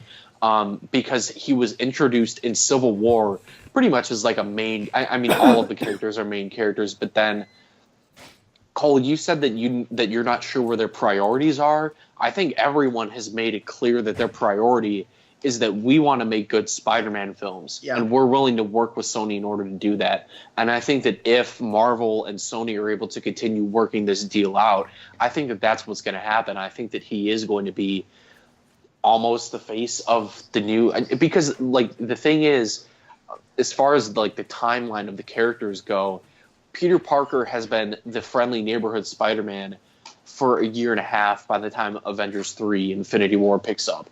So he's been, Spider-Man for, over 3 years. And the fact that he's jumping from friendly neighborhood to fighting Thanos with the Infinity Gauntlet, even though he is one of the Marvel mainstays, shows that they're not going to hold this character back, and that they want him to be, a central part of this narrative in the way that Iron Man has been since the very beginning. The first movie after Avengers 4 is this sequel to Spider-Man: Homecoming. Good. That is by design. Let me ask you this, Jake. Let's say Venom comes out and it tanks, and tanks hard. What is the likelihood of Sony giving the rights back to Marvel? I think pretty high. I really haven't given too much of a shit about what Sony is doing, even though I love Tom Hardy as an actor. Yeah. And I'm definitely going to go see that movie. Sony's Spider-Verse, I don't think, has anything to do with their deal with Marvel, insofar as that they can't use Spider-Man. They can do whatever they want. They just can't use Peter Parker, so they can use a lot of his villains. And so I think that Sony has had a rough time with Spider-Man thus far, and that their willingness to make a deal with Marvel and get Spider-Man in the MCU, I think, shows that they just want to make good movies and get a cut of what's going on. Yeah. And that if the higher ups at Sony don't have faith in their staff, they're going to try to make some deal with Marvel again.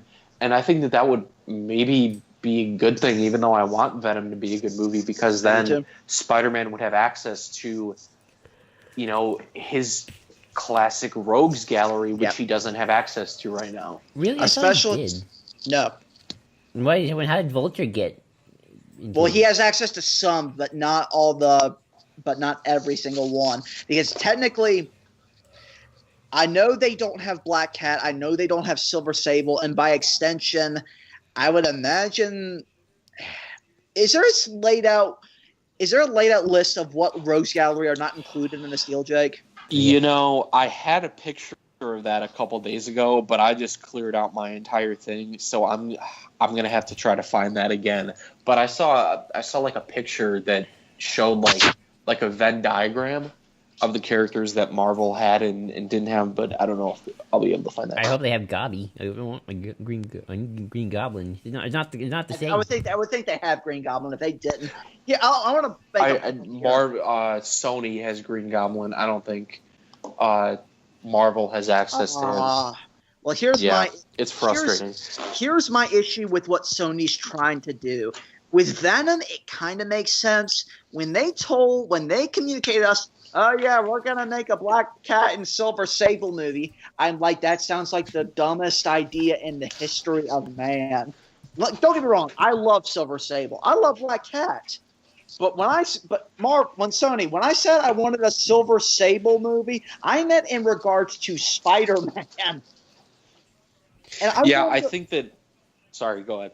And I wonder how much mileage can they get out of some of these characters, especially for someone like Green Goblin. I know, believe me, I know there are different takes on Green Goblin, but I don't know how many solo takes there are of some of these characters. Yeah, but to go back to making. Oh, sorry. No. No, you go ahead, Joe. Okay, I was going back to the whole making Spider-Man the face of Marvel MCU. It's gonna be funny because that means it's gonna be just like the comics again. Sort of like it's now all going back just the way the comics were, where Spider-Man is the face of Marvel in a lot of ways, just from what people have told me. And it's gonna be interesting if the Fox deal falls through. Although I think even if it doesn't, I think the rights still go back to Disney. Yeah, I think regardless, the rights go back to Disney. Right, but it's gonna be sort of like the MCU is kind of now reconfiguring itself to be like the comics again, and the B-listers who are A-listers in the MCU are kind of going back, are kind of like being phased out again. That's just my take. Cole, as far as the villains go, Vulture in Homecoming was a completely new and original take on the character, right? And he was probably the best take on the Vulture. So, granted, Sony doesn't have the reputation for, being that great with narrative movies, like the MCU does, obviously. But I'm open to seeing movies about characters that don't focus on heroes themselves. I would agree. That's why I think that what Sony is doing is at least in part ambitious, because they're trying to tap into the Spider-Man universe without using Spider-Man himself. And given that we've had two franchises before the current one that have failed, I think that that's smart, because the past franchises have only gotten so far with their villains. They've used Green Goblin twice, Doc Ock, Sandman, Venom, and then Electro and the Lizard, and that's it. And granted, those are really, really big villains and really great villains and really essential to Spider-Man's, story of growing up. But at the same time, there are a lot more villains that were created later on in Stan Lee's run that are really great as well. They use the Rhino, but that's another character that Sony has access to as well. And I wouldn't mind, actually, I don't know how much this was worth, like a Sinister Six movie of just 6 Spider-Man villains going around doing shit. Yeah. That's what I liked about Homecoming, is that it tried to insert a bunch of villains at once and kind of nicely just mix them all together with a hierarchy, and Vulture's the boss, and you got the Shocker, who's like the henchman, and the Tinkerer, who's the... I think the hierarchy thing is a really good point, because Marvel very clearly had a sense of priority with what villains were important, and that's something that no other Spider-Man movie has been able to do successfully. Yeah, I'll agree with you, Jake, that I think what Sony is doing is indeed ambitious. I'm not sold on what they're trying to do yet. The Venom trailer, I'm still not 100% on. I love Tom Hardy. He's in some of my favorite movies. He's a great actor. That being said, I need to be if they can give me one movie that can grab me and make me buy, that they can really drive a narrative with these characters, then I'll be into it. Until then, I have to be skeptical, because I'm like, you're taking a lot of major risks with some of these characters. I'm curious, Jake, how you feel about you didn't bring this up when we talked about Spider-Man, but how the Fox deal could affect Phase 4 in MCU. I'm just curious what your thoughts on that are. Let me ask you something, Jake, before you go into that. Yeah. I said this to Joel, and I'll say this to you again. Do you not think the prime time to enter, if the Fox deal does go through and they do get the rights back? Sorry, you guys are cutting out for me. I don't know if you can hear me. I can hear you. I can hear you. You guys just cut out and you're cutting out. You don't hear me? Test. We still here? Hello? Yeah, I'm sorry. Here. Anyway. You guys just cut out for me, so what was your question? My question is, do you not think the prime time to introduce the Fantastic Four would be after Infinity War? Because I think that's the perfect time to introduce them. I agree 100%. Good. So Joel, what was your question again? Like, how would the Fox deal affect the calculations of Phase Oh, 4? right. Um, sorry, I'm eating something. No, that's fine. I think that if it goes through, we'll definitely see a much more conventional Marvel Cinematic Universe on screen because and I mean I thought this was the stupidest thing when I was a kid. I was like, why is everybody in New York? You know, why don't they spread out? Like, why are all these fucking heroes in the same city at the same time doing the same thing? Like, how is there any crime left? Like, it seems to me that if everybody started in New York, they would go one city at a time until they wiped out crime in the entirety of the U.S. because literally everybody is concentrated in upstate New York, pretty much. But I think that having characters like the Fantastic Four and the X-Men, who have pretty much always outsold the Avengers in terms of comic sales, would definitely be a good thing. But at the same time, we don't know if that deal is going to go through in the long run. I mean, they finalized the deal, but I read that there was some investigation going on as to whether or not this would be legally a monopoly, because if it is, then they have to not do it. I hope that there wouldn't be any legal penalty or fine for it or whatever, but that would mean that we wouldn't have access to these characters. And I'm so involved with the characters that we have right now that I can't even imagine what they would do with the X-Men and the Fantastic Four, because they would be able to call everybody mutants. And I mean, think about Scarlet Witch. Like, she's one of my favorite female characters in the MCU, barring Black Widow. And it's so great that we're getting a Black Widow movie, by the way. If we have access to Magneto, we could do that too, because we know that Magneto basically went out like a bitch in this timeline. But Thanos has the Infinity Gauntlet. What if he brings him back? You know, like, then we have access to Magneto. I don't think, did they ever say Magneto? What happened to Magneto? Yeah, he died. Both of the Maximoff parents died in the bombings of, like, the Stark bombings when they were kids. I just always thought they never said the name Magneto. I just always thought, they were random people in the MCU universe. They don't say their name. No, they do. They don't say, like, Eric Maximoff, but they do say that, like, we watched after our parents had died, for waiting for this bomb to go off. So, because in the Fox universe with, the X-Men films up until this point, like, Quicksilver just thinks that, like, his dad went away, but obviously he figures that out at the end of Age of Apocalypse. But in the MCU, both of their parents did die. So Wanda is the only Maximoff left, and we didn't get Lorna, which is okay because I haven't really read a lot of Lorna, but I'm down for, like, a Scarlet Witch and Vision movie. Yes. At some point. So I don't really know. I mean, I'm excited for if this deal goes through. I'm curious what your guys' thoughts are, but I'm just so invested with the characters that we have now that I want to see more of these characters. Oh yeah, I agree. Let me ask Jake, how do you think if they do get the X-Men, how do you integrate them into the MCU right now? Right now? Yeah.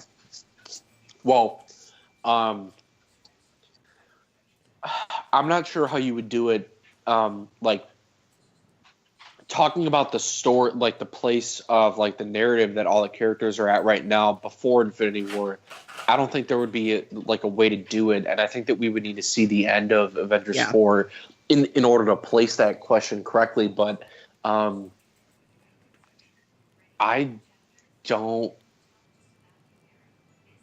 don't really know, to be honest with you. I've heard people say that, you introduce the classic X-Men and do it a la the comics where the classic X-Men, and then years later you have Wolverine, so you can let Hugh Jackman's legacy kind of rest for a little bit and then recast him.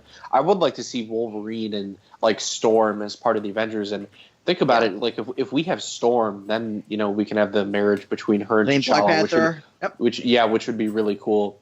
Oh yeah. So I don't really know. I mean, I haven't seen or read a lot of X-Men outside of the stuff that I've seen in the TV show, and all of those shows have been very independent and not really connected to anything. Yeah. I mean, yeah, there was Avengers, Earth's Mightiest Heroes, and Wolverine was in that for like 2 episodes. But other than that, there weren't a whole lot of X-Men in that universe, because that show was about the Avengers, obviously. So I'm not really sure how you would do that. I'm curious if you guys have any thoughts on how you would. My achieve thought that. would be multiverse.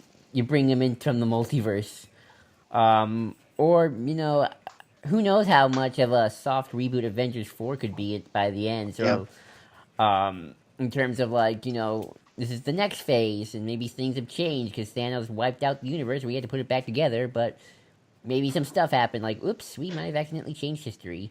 That could have happened. The Fantastic Four are the easiest to introduce. Oh yeah, definitely. Yeah. There's this part of me that's kind of sad to see the Fox X-Men go though, because I have this weird respect for the Fox X-Men franchise because it's the only. I don't. Oh. Well, I don't know. It's because it's the only early 2000s franchise that's stay alive and not really fully rebooted the same way Raimi's Spider-Man did, or That's fair. or even Fantastic Four did. It's kept going. It's kept going. I mean, Joel, I think the thing is, I think Marvel is smart enough to realize that if they did a multiverse explainer and or a changed history explainer, that would really take away the what's it called, the ground under the feet of all of their previous movies. Yeah. And I think that creating a Marvel Cinematic Universe correctly with these characters would be that these characters live in the same universe, and it's not like these characters have to hop through a dimensional breach in order to get here. They've been here and they've been evolving. That's what they did with Spider-Man. They integrated him into an Avengers film, pretty much, because Captain America was an Avengers film. But I feel like that they would do something similar where it's subtle integration and we're kind of retroactively saying that these characters exist, but it's recent, so it's not that big of a deal. And most of their story takes place along with these other Avengers characters. Yeah. And let's be real here. The last great X-Men movie we've really had so far in the past few years, other than Days of Future Past, would be Logan. I really like First Class. That too. First Class. And so that part of the X-Men franchise universe, I really enjoy. But other than that, I feel like the first 3 films were just kind of okay. I remember watching them when they came out, but I never really got into them. I loved Wolverine as a kid, though. Yes. And of course, the Wolverine, the original, not Origins, but Wolverine, the Wolverine movie is really good. And of course, Logan just goes even further with that. So it's clear that they can still, like you said, Joel, what am I doing? Jake, that you said they can still make really good movies. However, Jake, what is your opinion of what is the new movie called? New Mutants, I think? Yeah. Or something like that. And then they're doing a Dark Phoenix movie too. To be honest, that's something that I really haven't kept up with because I just don't care. Because we know the merger happened. We know mutants are going to be integrated into the MCU at some point. And maybe the Infinity Gauntlet is how mutants are created in the first place. That would be a really interesting. Like the Power Gem or the Soul Gem or something like that. Maybe that's how mutants are created. And so if that's how they go, then it would be a while down the road till we get organized mutants in X-Men and the Brotherhood of Evil. But that would be a way to create that stuff because, I mean, Wanda and Pietro, they got their powers from the Mind Gem, right? Yeah, I think so. It's Loki's scepter. So, and they had to call them miracles in Age of Ultron, not mutants, because of the copyright thing. Yeah. But I think it would make sense that mutants would come from... And you can ignore Inhumans. This event. And let's face it, they don't care about the TV show, so you can ignore all the stuff that they've been doing in Inhumans and Agents of S.H.I.E.L.D. Nobody's going to care. I would even say if you could get the mutants back, at least, why not do Inhumans like they were originally supposed to? Because I've read some stuff about how the Inhumans really are supposed to act, and it's actually some really interesting stuff that goes on with them. I heard that Inhumans movie was terrible. It was supposed to be a movie, but then they took it off the schedule and changed it into a really crappy TV show. But I think that mutants in general would be a really good thing to have in the MCU, and I think that the New Mutant stuff, like, I really don't care about because Age of Apocalypse was like so shitty and like boring. And I'm especially resistant to having a Dark Phoenix movie, considering that I don't care for this new timeline except for Days of Future Past and First Class. And First Class, because I just don't think that they've been writing these characters very well. Yeah. And especially because everything with X-Men is so saturated with the Dark Phoenix story. Like, it's a good story, but I hate that people stroke Chris Claremont's ego that much all the time, that everything has to be about Dark Phoenix. That was in the original X-Men trilogy, and then now we're doing it in the reboot, and every cartoon has had some little detail about the Dark Phoenix or whatever. Like, it's one story. Like, let's, move on. Yeah. Sounds like the DC's problem with Killing Joke. Really? Yeah. Or Flashpoint. That too. Or Flashpoint. Yep, yeah. Oh, man. Thank you for bringing that up. Can I just say, I find it hilarious that we have seen on-set photos of Shazam, and if I'm correct, we have seen nothing of Aquaman. Isn't it supposed to come out this year? Yes, it is. Wow. That's weird. They keep saying, oh, the trailer's coming soon. The cool thing I heard about Aquaman, apparently Nicole Kidman's in it, so I'm like, yay, that's good, I guess. But other than that, I'm just like, and I like James Wan, he's a good director. But they've been really, really silent on Aquaman. And I find that incredibly strange. Warner Brothers, me too. The DCEU is taking the good talent and wasting it. True. Or sometimes just getting bad talent like Zack Snyder. And then, of course, there's all kinds of set photos for Shazam. The Shazam suit looks pretty good, by the way. Yeah, I agree. And I'm glad that Mark Strong's playing the villain. That's cool. He is the lead actor in the adaptation of Grant Morrison's Happy comic on Sci-Fi, right? Oh, wow. I'm pretty sure it is the same actor, but I don't know. Is it?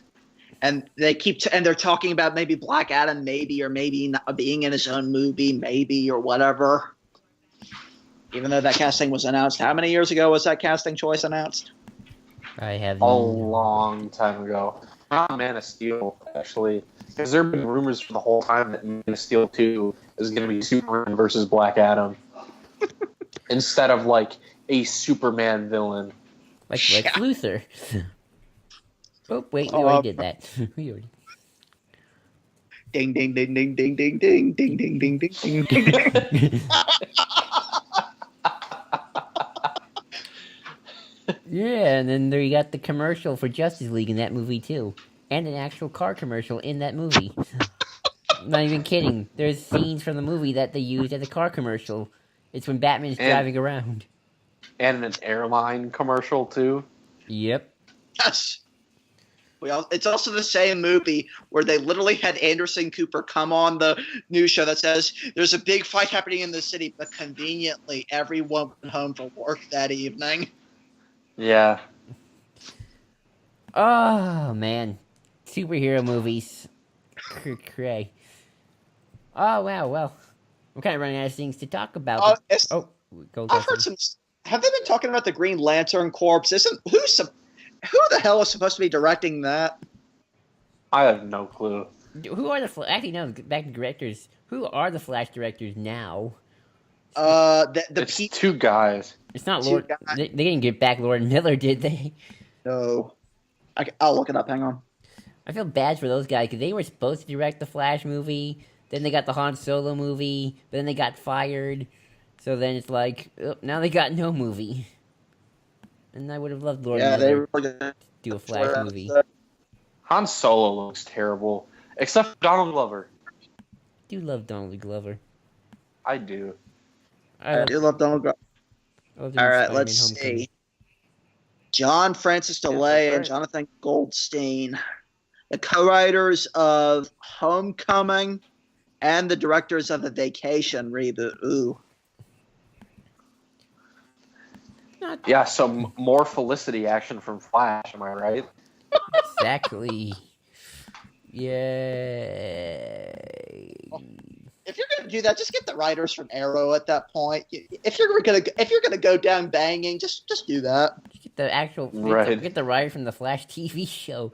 I'm sure it will go fine. I'm sure it would be better than probably what they're getting these days. What is Jake? Have you been keeping up with the Flash TV show? Are you done with that? And it's like how? What sort of madness? Unfortunately, I'm still watching it. You can't help yourself. It's your drug. Yeah, I guess. I mean, I don't know. Flash is very near and dear to my heart, and part of me just hopes that they'll be able to, make it better at some point. Especially now that Andrew Kreisberg has, kicked the can out of there. But at the same time, they just aren't, like, consistently, they have had problems with keeping consistent characterization, being pro-women, and, just creating good stories. So, and that's like a CW problem itself, too. So, Yeah. I don't know. I mean, part of me says I should stop watching. And I've actually been keeping up with Black Lightning, too. Is Black Lightning any good? A lot of people are saying it's really good, but at the same time, it's Is it there's schlock? some things about it that are really great, like the themes and ideas of it, because it's kind of similar to Black Panther, obviously, in about the diversity. But I think what's really interesting is that what this character brings to the table that no other CW character can is that he's a parent of two metahumans, and so he's having to teach them, how to be heroes, and they made it easy on themselves and made the older one who gets their powers first a political activist. So she is already a hero before she becomes super, but then the younger one doesn't want to, save the world. They want to, she's a lot more selfish, and not like negatively, but I like that they've made her that she's a hero now because she has powers, but now she has to become or no, that she's super now because she has powers, but she has to become a hero now. And that's really cool. But the relationship is complete bullshit and makes no sense. So it's, I don't know. Jake, let me ask you something. Let's say we get to Flashpoint and they kill off Barry Allen. Would you be okay with him headlining Wally West? In the TV show? No, I mean in the movie. I don't think that they would kill Barry Allen. I mean, I wish every form of media that DC is promoting would just kill Barry Allen in some way so we could have Wally West. But I don't think they're going to do that because Jeff Johns is the creative, is like the creative president of DC, and Barry Allen is his favorite comic book character, even though he wrote a Barry Allen that's not consistently Barry Allen during his Barry Allen run. Say that 10 times fast. Oh, you can't even try. But I don't know. I mean, more Wally West, yes, but at the same time, he hasn't been that great in Rebirth so far, so I don't know. I feel like we just need good writers, and regardless of the characters they're working on, if they're good writers, their work should be good. Oh, that's a shame. I've heard good things about Rebirth so far. Well, Rebirth as a whole, yes, but they still have kind of shafted Wally West, and Joshua Williamson in his Flash run has actually wrote this story called Flash War that's coming up. It's being published in May, where Barry and Wally are going head to head, and they've hyped this up as truly figuring out who the best Flash is. And Hunter Zolomon is actually coming back. Zoom, one of my favorite Flash villains. But the thing is Joshua Williamson, and he's not a great writer. So I feel like we're going to do something stupid where,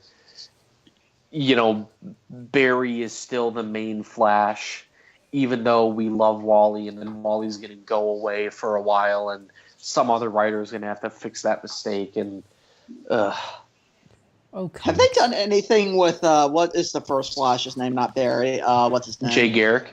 Yeah, have they done anything with him in Rebirth?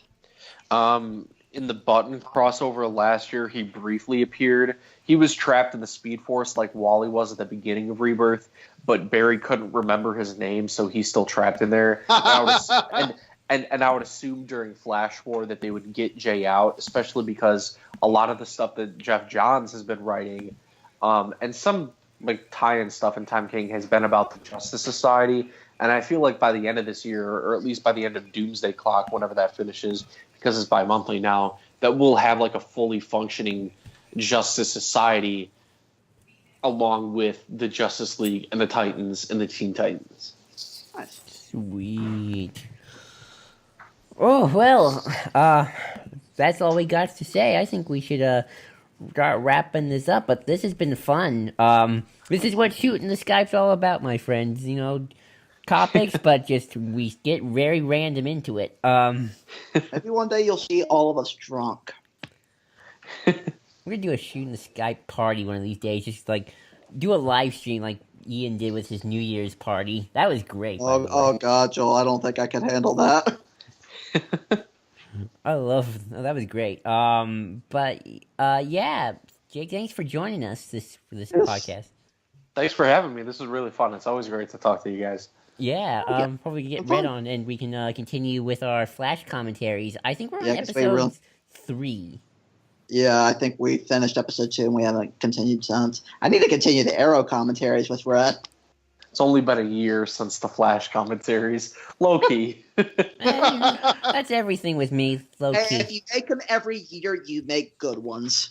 Exactly. If we make these special events, and just watch as a great show just starts to get crazier, because everyone says the first season's the best.